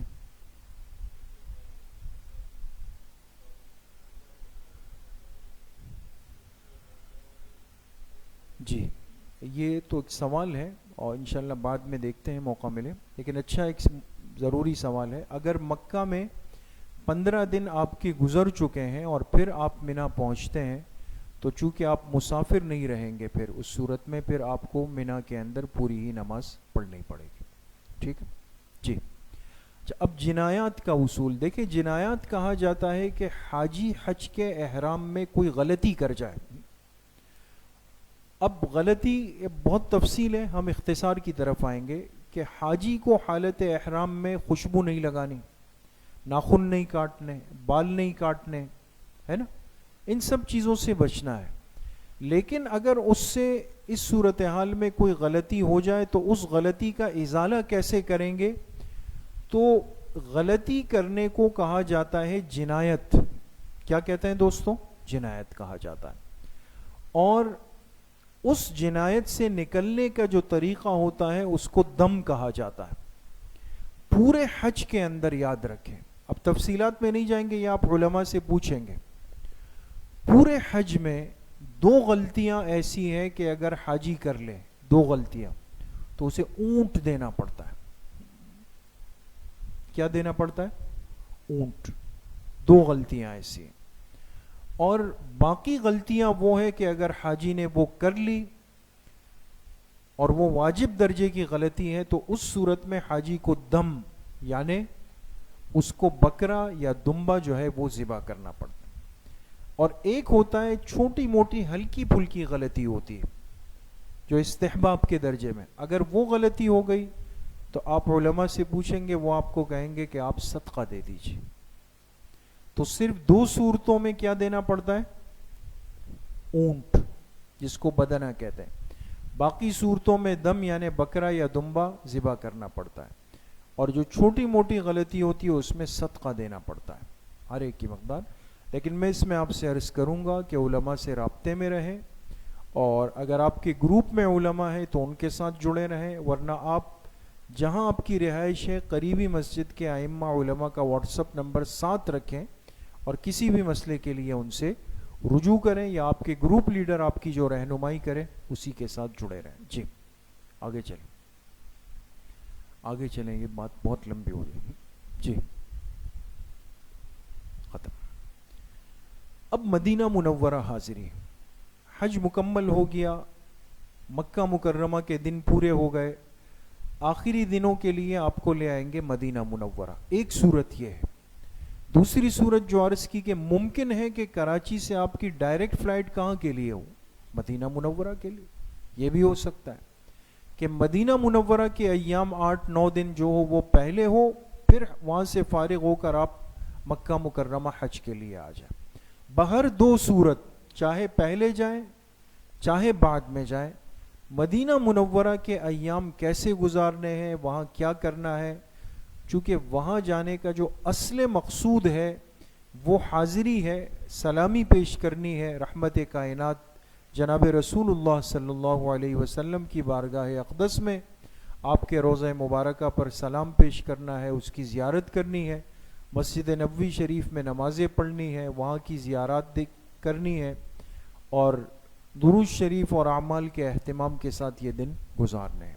تو اب مدینہ منورہ سے متعلق جو ضروری باتیں ہیں وہ آپ کے سامنے. جی اچھا، اب دیکھیں یہ تو دو صورتیں ہیں، یا تو آپ کراچی سے مکہ ڈائریکٹ جائیں گے یا مدینہ جائیں گے. جی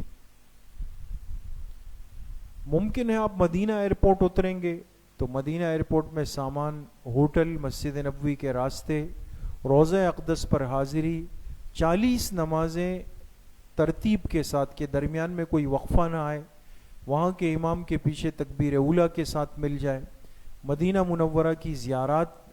اور آخری بات یہ ہے کہ اگر مدینہ سے واپس مکہ آنا ہے، ممکن ہے یہ صورت ہو کہ مدینہ کے دن گزار کے مکہ آنا ہے، تو پھر راستے میں میقات آئے گا. مدینہ کے میقات کا نام کیا ہے دوستو؟ ذوالحلیفہ. وہاں پہنچ کر پھر احرام باندھیں گے، احرام باندھ کے پھر مکہ آئیں گے. اور اگر مدینہ سے ڈائریکٹ کراچی کی فلائٹ ہے تو پھر تو احرام کی بات نہیں ہے. جی یہ مسجد نبوی شریف ہے، اور یہ سبز گنبد جس کو گنبد خضرا کہا جاتا ہے، یہ یہاں کی خصوصیت اور خوبصورتی ہے. اور اسی گنبد کی بالکل سیدھ میں نیچے علماء نے لکھا ہے کہ جناب نبی کریم صلی اللہ علیہ وسلم کی جو قبر مبارک ہے بالکل اس گنبد کی سیدھ میں نیچے آپ آرام فرما ہے. جی جی یہ مسجد نبوی شریف کے اندر کا حصہ ہے. آپ جب مدینہ منورہ پہنچیں گے، علماء نے لکھا جیسے ہی مدینہ قریب ہو جائے کثرت سے درود شریف کا اہتمام انسان شروع کر دیں. اس پورے سفر میں ادب کا اہتمام ہے، لیکن مدینہ منورہ میں ادب کی الگ شان ہونی چاہیے. بعض لوگ وہاں زور زور سے باتیں کرتے ہیں، گپ شپ کرتے ہیں، ہنسی مذاق کرتے ہیں. بالکل نہیں ہونا چاہیے.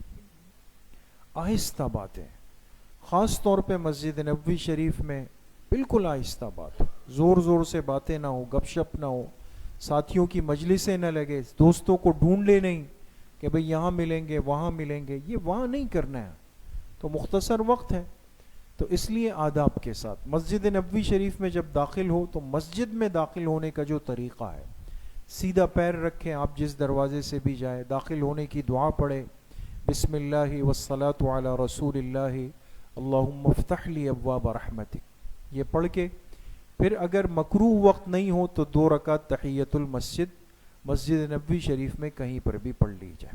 جی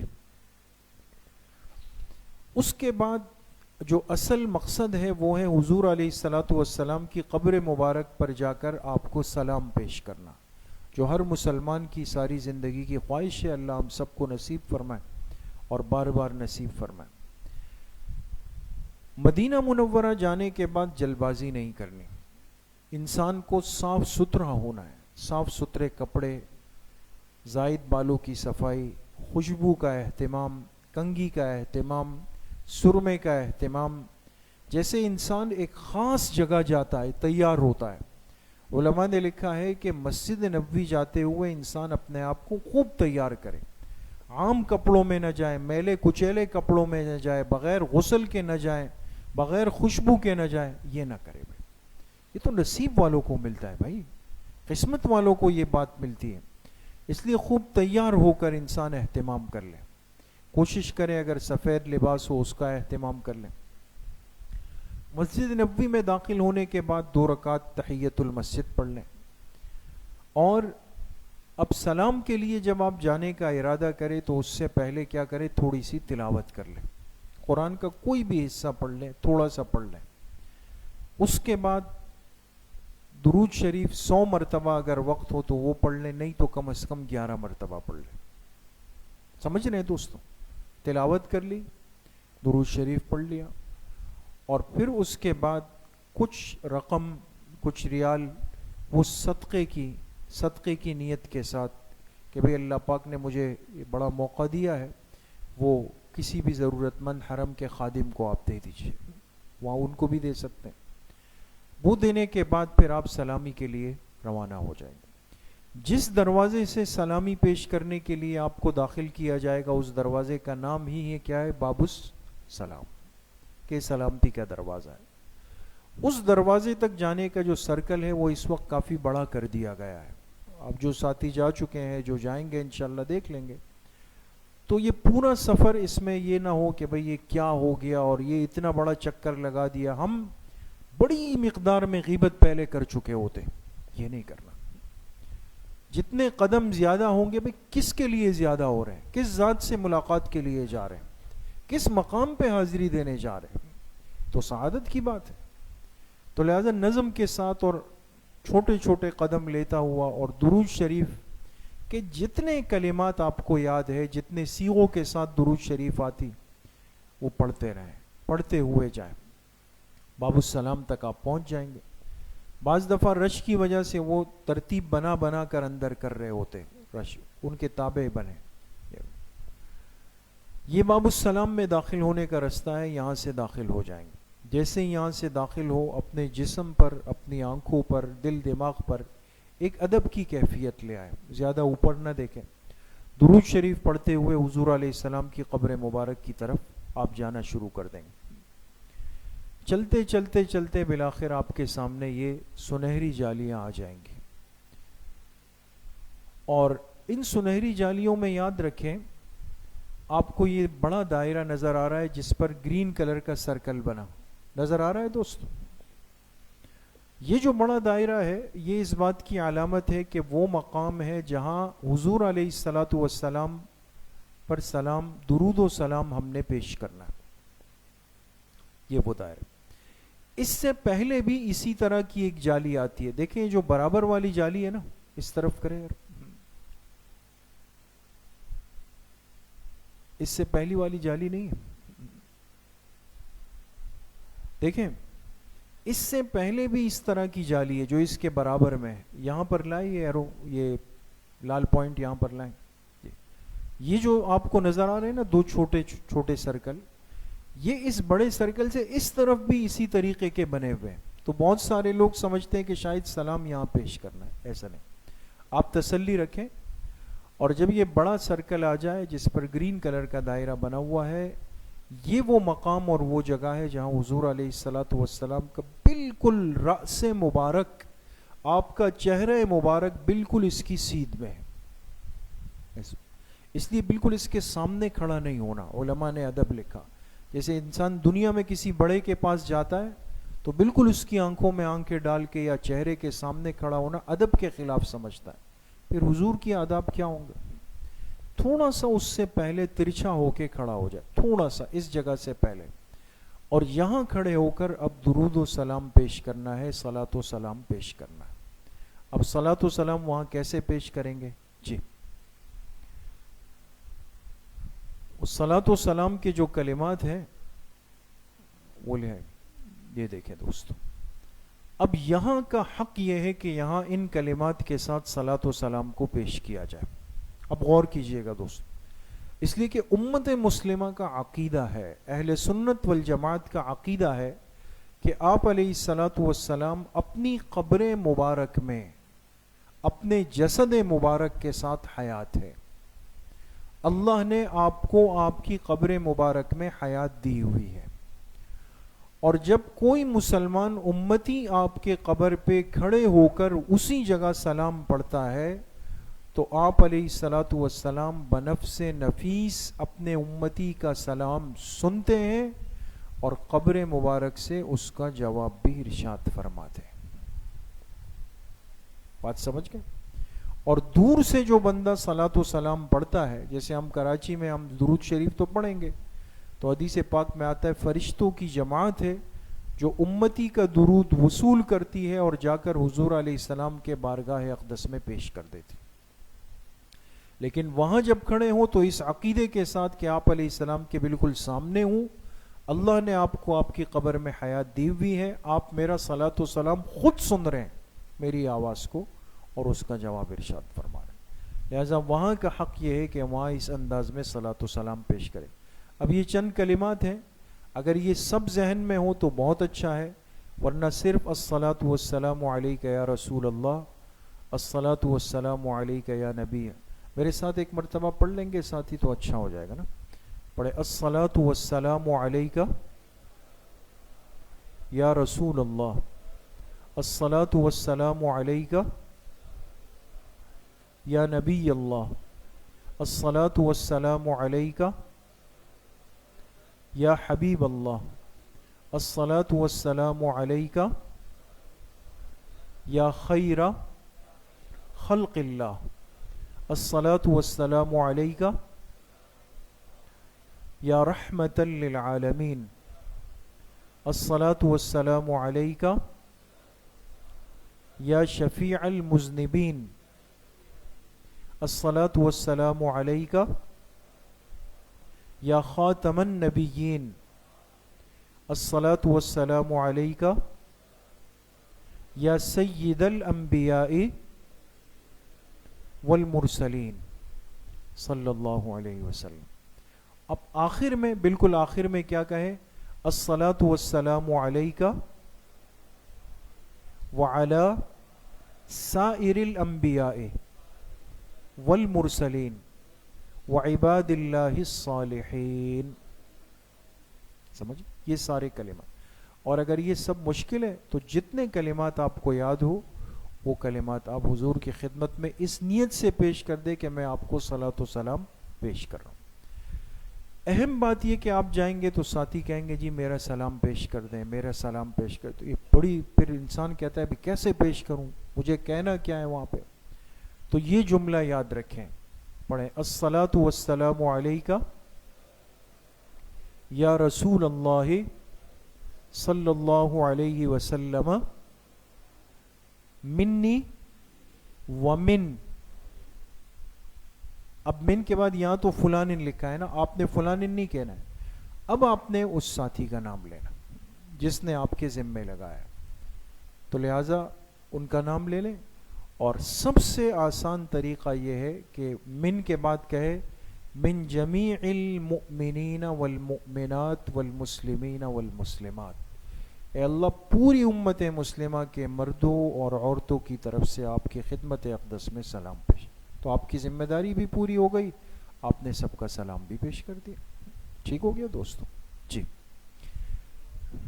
جی، دھیمی آواز سے، زور زور سے نہیں پڑھنا. دیکھیں یہ بھی ادب کے خلاف ہے، اور بالکل ایسا ہو کہ دل میں ہو تو وہ بھی مناسب نہیں ہے. اتنا ہو کہ ایک مناسب آواز کے ساتھ ہو. اس کے بعد آئیں گے برابر میں جو پہلا چھوٹا حلقہ ہے، اس کی سیدھ میں اس امت کے پہلے خلیفہ بلا فصل، خلیفہ اول حضرت ابوبکر صدیق رضی اللہ عنہ آرام فرمائے. ان کی خدمت میں ہم سلام پیش کریں گے. تو کس انداز سے پڑھ لیں میرے ساتھ؟ السلام علیکہ یا سیدنا ابا بکر الصدیق، السلام علیکہ یا اول خلیفۃ رسول اللہ صلی اللہ علیہ وسلم، السلام علیکہ یا صاحب رسول اللہ صلی اللہ علیہ وسلم. پھر اس کے بعد چند قدم ادھر آ جائیں. اب دوسرا جو سرکل ہے، اس کی سیدھ میں امت کے دوسرے خلیفہ حضرت عمر ابن خطاب رضی اللہ عنہ آرام فرمائے. ان کو سلام پیش کریں گے. السلام علیکہ یا سیدنا عمر ابن الخطاب، السلام علیکہ یا ثانیہ خلیفتی رسول اللہ صلی اللہ علیہ وسلم. یہ اب آپ نے سلام پہ. اب اس کے بعد آہستہ آواز میں درود شریف پڑھتے پڑھتے پڑھتے دروازے سے باہر نکل جا. ٹھیک ہو گئی بات دوست؟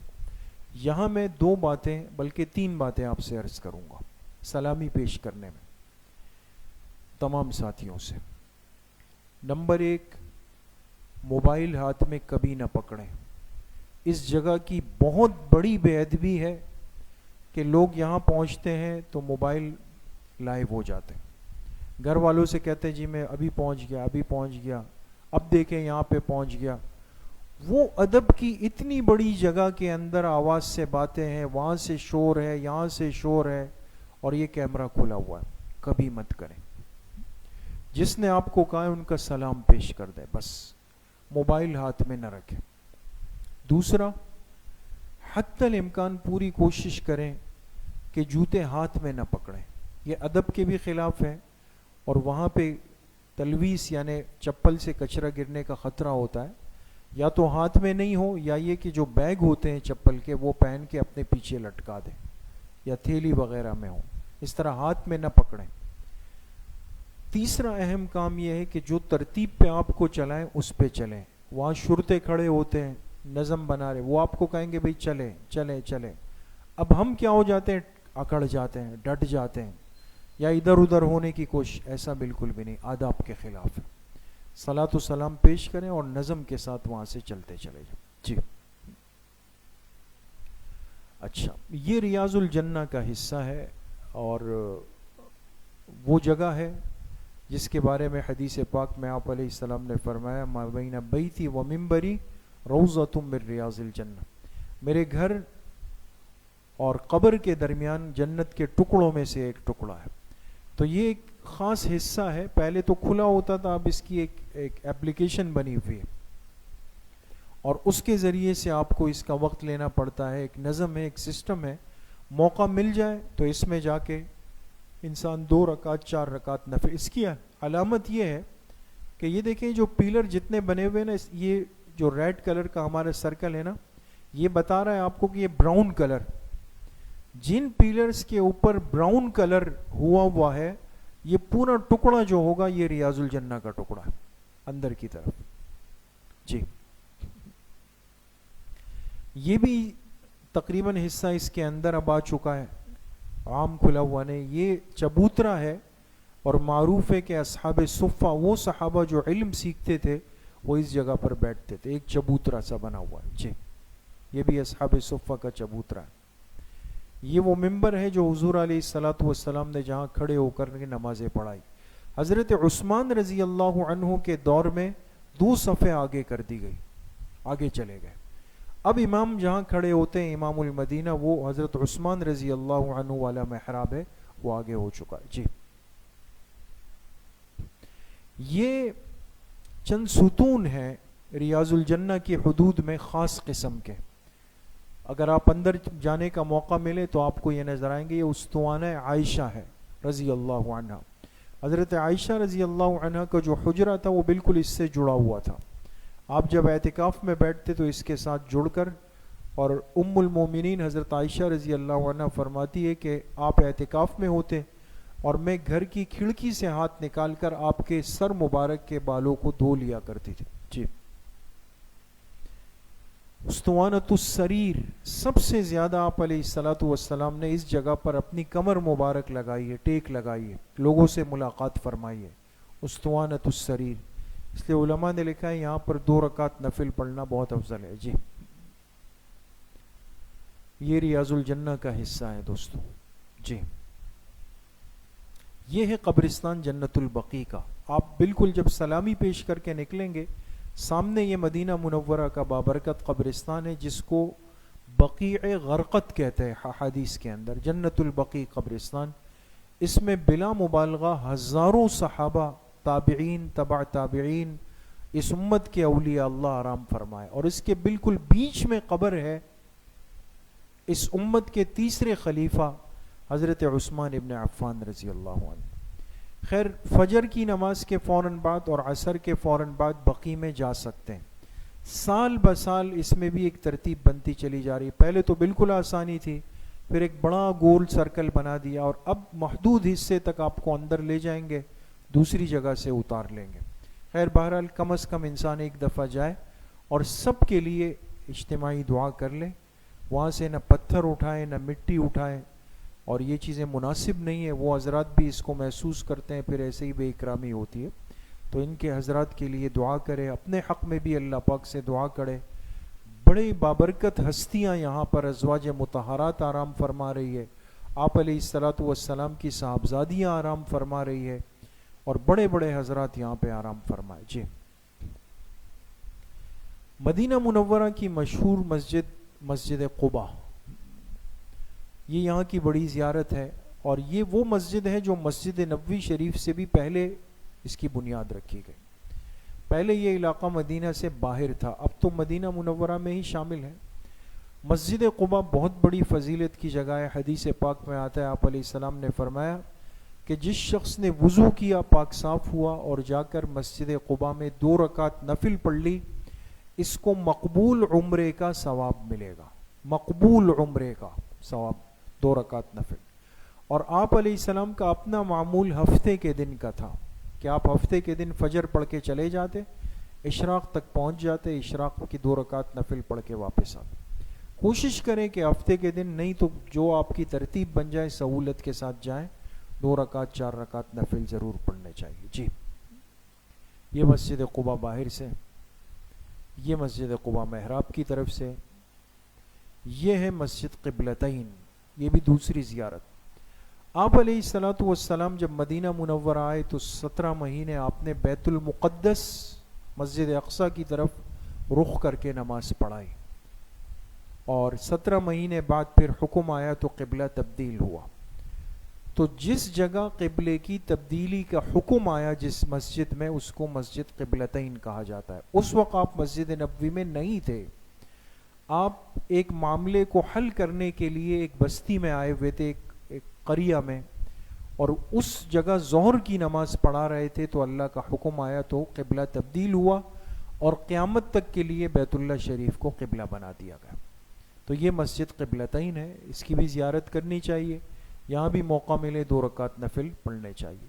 یہ ابھی کا محراب ہے, یہ بالکل اس کے اپوزٹ جو ہوگا وہ سابقہ محراب ہوگا, اس کی نشانی بھی موجود. جی, یہ مسجد جمعہ ہے مدینہ منورہ کے اندر, جہاں پر جمعے کے احکامات نازل ہوئے. جی, یہ میدان احد ہے دوستو, بالکل مسجد نبوی کی سیدھ میں سڑک جاتی ہے, ابھی تعمیرات میں ہے, لیکن قریب ہے احد کی جگہ جہاں غزوہ احد کا مشہور معرکہ ہوا. اور آپ جانتے ہیں کہ اس میں 70 صحابہ شہید ہوئے بڑے بڑے, جس میں آپ علیہ السلام کے محبوب چچا حضرت حمزہ رضی اللہ عنہ بھی شامل تھے. تو ان صحابہ کی قبریں یہاں پر ہے, یہ بڑی زیارت ہے. آپ علیہ السلام کا معمول تھا کہ جمعرات کے دن فجر کی نماز پڑھ کے آپ احد والوں کے پاس تشریف لاتے تھے, شہدائے احد کے پاس, اور یہاں پر ان کے ایصال ثواب کے لیے پڑھ کر دعا کر کے واپس جاتے تھے. تو جمعرات کا دن ہو یا جو دن بھی مل جائے, سہولت کے ساتھ آ کے یہاں دعا کریں. علماء نے لکھا ہے کہ شہدائے احد کے پاس اللہ پاک سے اپنے لیے جو بھی دعا مانگی جائے, دعا کی قبولیت کی بہت بڑی جگہ ہے. یہ جو آپ کو اوپر ٹیلا نظر آ رہا ہے, ٹیلا کچھ لوگ اوپر, یہ جبل الرمات ہے. وہ 50 تیر انداز صحابہ جن کو بٹھایا گیا تھا یہاں پر آپ علیہ السلام نے, اور ان سے کہا کہ نیچے نہیں اترنا کچھ بھی ہو جائے, لیکن بہرحال امیر کی اطاعت میں کچھ کمزوری ہوئی اور صحابہ نیچے اترے, اور پھر یہیں سے جنگ کا معاملہ تبدیل ہوا اور بڑا نقصان ہو گیا. یہ جبل الرمات ہے. جی, یہ احد کے قریب وہ جگہ ہے پہاڑ کے پاس. آپ علیہ السلام کو غزوہ احد میں زخم آیا آپ کے گال مبارک پہ, رخسار مبارک پہ, اور صحابہ آپ کو یہاں پر لے گئے تاکہ آپ محفوظ رہیں. جی, یہ شہدائے احد کی قبریں ہیں. ایک احاطے میں حضرت حمزہ اور حضرت مصعب ابن عمیر رضی اللہ عنہما وہ آرام فرما رہے ہیں, اور دوسرے احاطے میں باقی تمام صحابہ کی اجتماعی قبریں. جی, تو یہاں کھڑے ہو کر انسان ایصال ثواب بھی کرے, ان کے حق میں بھی دعا کرے, اپنے لیے بھی اللہ پاک سے دعا کرے. یہ حضرت سلمان فارسی رضی اللہ عنہ کا باغ ہے، یہ بھی مدینہ کی ایک بڑی زیارت ہے، چونکہ یہ وہ درخت تھے جو آپ علیہ السلام نے اپنے ہاتھ مبارک سے لگائے تھے حضرت سلمان فارسی کے لیے رضی اللہ عنہ، تاکہ ان کو ان کے جو آقا تھے ان سے چھڑایا جا سکے. تو یہ باغ آج بھی موجود ہے. جی، یہ مسجد نبوی میں ایک خاص دروازہ ہے باب جبریل کے نام سے. بعض روایات میں آتا ہے کہ حضرت جبرائیل علیہ السلام آپ کی خدمت میں آئے، آپ سے اللہ کے حکم سے ملاقات کی، تو اس راستے کو استعمال فرمایا گیا جہاں آج باب جبریل بنا ہوا ہے. کبھی کھلا ہوا بھی ہوتا ہے. جی، یہ باب جبریل ہے. جی اچھا جی، آ گئی اب بات کس کی کہ اگر مدینہ منورہ کے ایام پورے ہو گئے اور اب آپ واپس مکہ آنا ہے، آپ کو واپس مکہ آنا ہے، تو اس صورت میں راستے میں میقات آئے گا جس کو کہتے ہیں ذوالحلیفہ. کیا کہتے ہیں دوستو؟ یہ ذوالحلیفہ میقات ہے. اس سے پہلے ہم نے یعنی یہاں تک پہنچ کر ہم نے لازماً عمرے کا احرام باندھنا ہے اور نیت کرنی ہے ذوالحلیفہ پر. میقات سے بغیر احرام کی نیت کیے ہوئے تجاوز نہیں کیا جا سکتا. تو یہاں پر آپ نیت کر لیں گے اور مکہ مکرمہ آ کے عمرہ ادا کر لیں گے.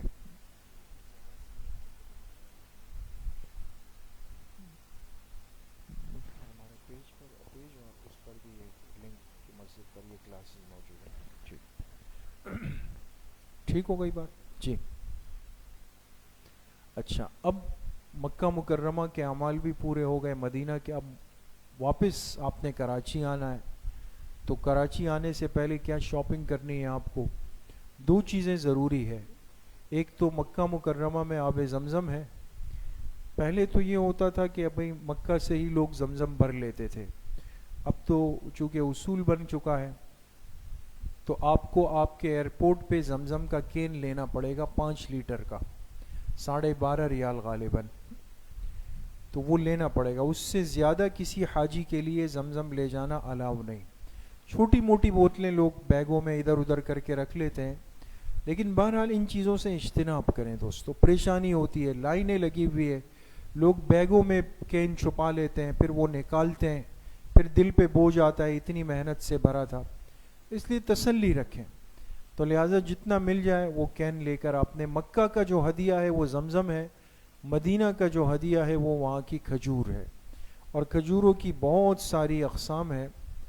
اور بہرحال لیکن جو خاص مدینہ کی زمین کی پیداوار ہے وہ عجوہ کھجور ہے، عنبر ہے اور صفاوی ہے.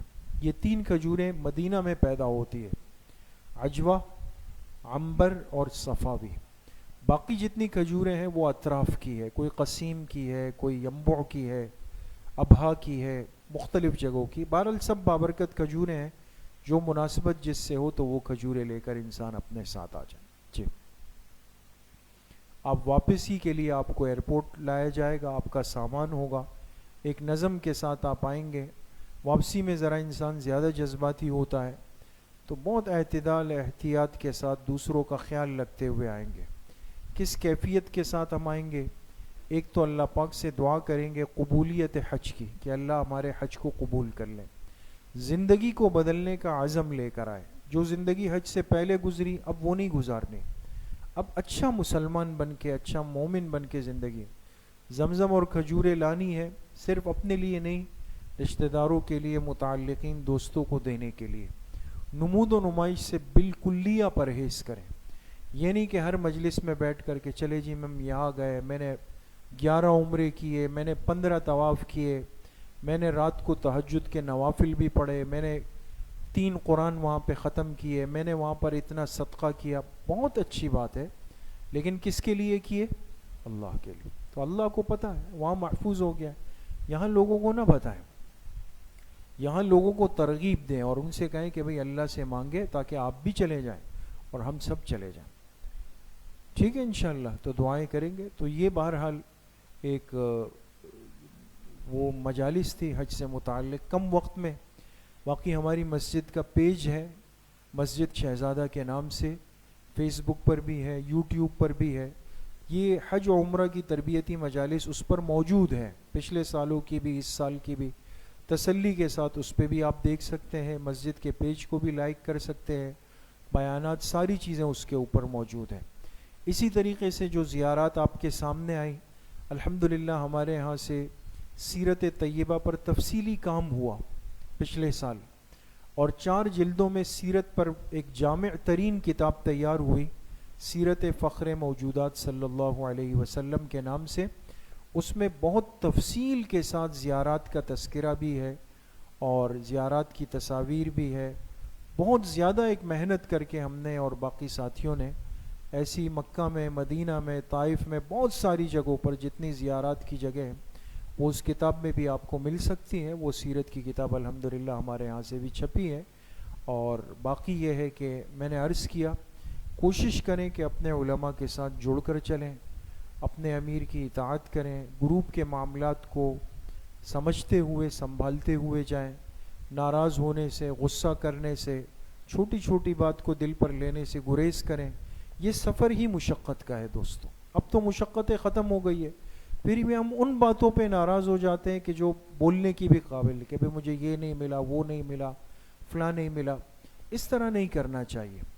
اللہ کا شکر ادا کریں کہ اللہ تعالیٰ نے آپ کو حج کا موقع دے دیا۔ کتنے لوگ دنیا میں ایسے ہیں جو یہ دعائیں کرتے کرتے کرتے دنیا سے چلے گئے، نصیب ہے نا دوستو۔ تو دعا بھی کریں کہ اللہ پاک ہر ہمارے مسلمان بھائی کو، ہر ساتھی کو، ہر رشتہ دار کو حج بیت اللہ کی سعادت نصیب فرمائے۔ دعا کریں گے نا انشاءاللہ۔ اگر کوئی سوال ہے تو مختصر وقت میں، چونکہ وقت کافی اوپر ہو گیا ہے، اگر کوئی سوال کسی ساتھی نے کرنا ہے تو جلدی سے کر لے۔ جی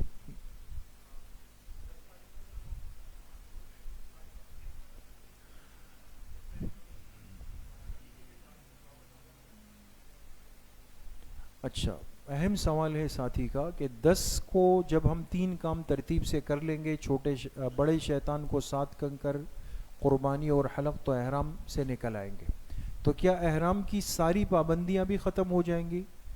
90% ختم ہو جائے گی، صرف ایک پابندی رہے گی۔ ایک پابندی، وہ پابندی رہے گی طواف زیارت کی ادائیگی تک، اور وہ جیسے آپ سمجھتے ہیں کہ زوجین یعنی جو شوہر بیوی کی ملاقات ہے، وہ اس کی اجازت نہیں ہوتی جب تک آپ نے طواف زیارت نہیں کر لیا۔ طواف زیارت کر لیا تو اس کی بھی اجازت ہو جاتی۔ جی ایک جی مدینہ سے مکہ جائیں گے۔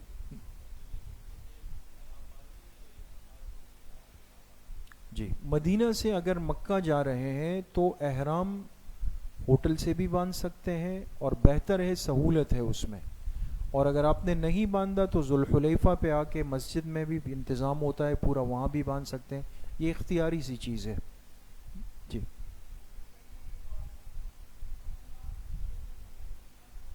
اہم سوال ہے۔ صحیح کرنے کے بعد یعنی آپ حج یا عمرے سے فارغ ہو گئے، اور اب اگر آپ کو خود کرنا آتا ہو، پہلے تو یہ شرط ہے کہ اپنے آپ کو زخمی نہ کر دیں۔ حاجی خود اپنا حلق کرنا چاہے کر سکتا ہے، پسندیدہ نہیں۔ بہتر یہ ہے کہ کسی دوسرے ساتھی سے انسان کروا لے۔ ٹھیک ہے جی، دعا کر لیں۔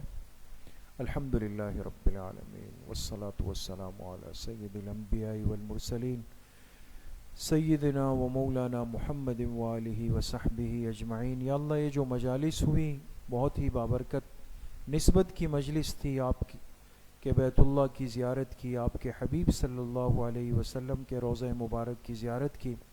اس مجلس میں جتنے احباب تشریف لائے، جس درجے میں آئے، جتنے وقت کے لیے آئے، سب کی حاضری کو یا اللہ قبول و منظور فرما۔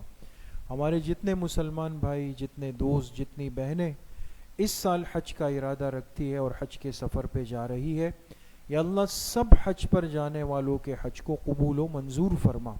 یا اللہ سب کی دعائیں اپنی بارگاہ میں قبول فرما، سب کی دعاؤں میں یا اللہ ہم سب کا حصہ بھی مقرر فرما۔ اور جتنے مسلمان حج کی تمنا رکھتے ہیں، بیت اللہ کی، مسجد نبوی کی زیارت کی آرزو رکھتے ہیں، یا اللہ غیب سے سب کے لیے آسانیاں مہیا فرما۔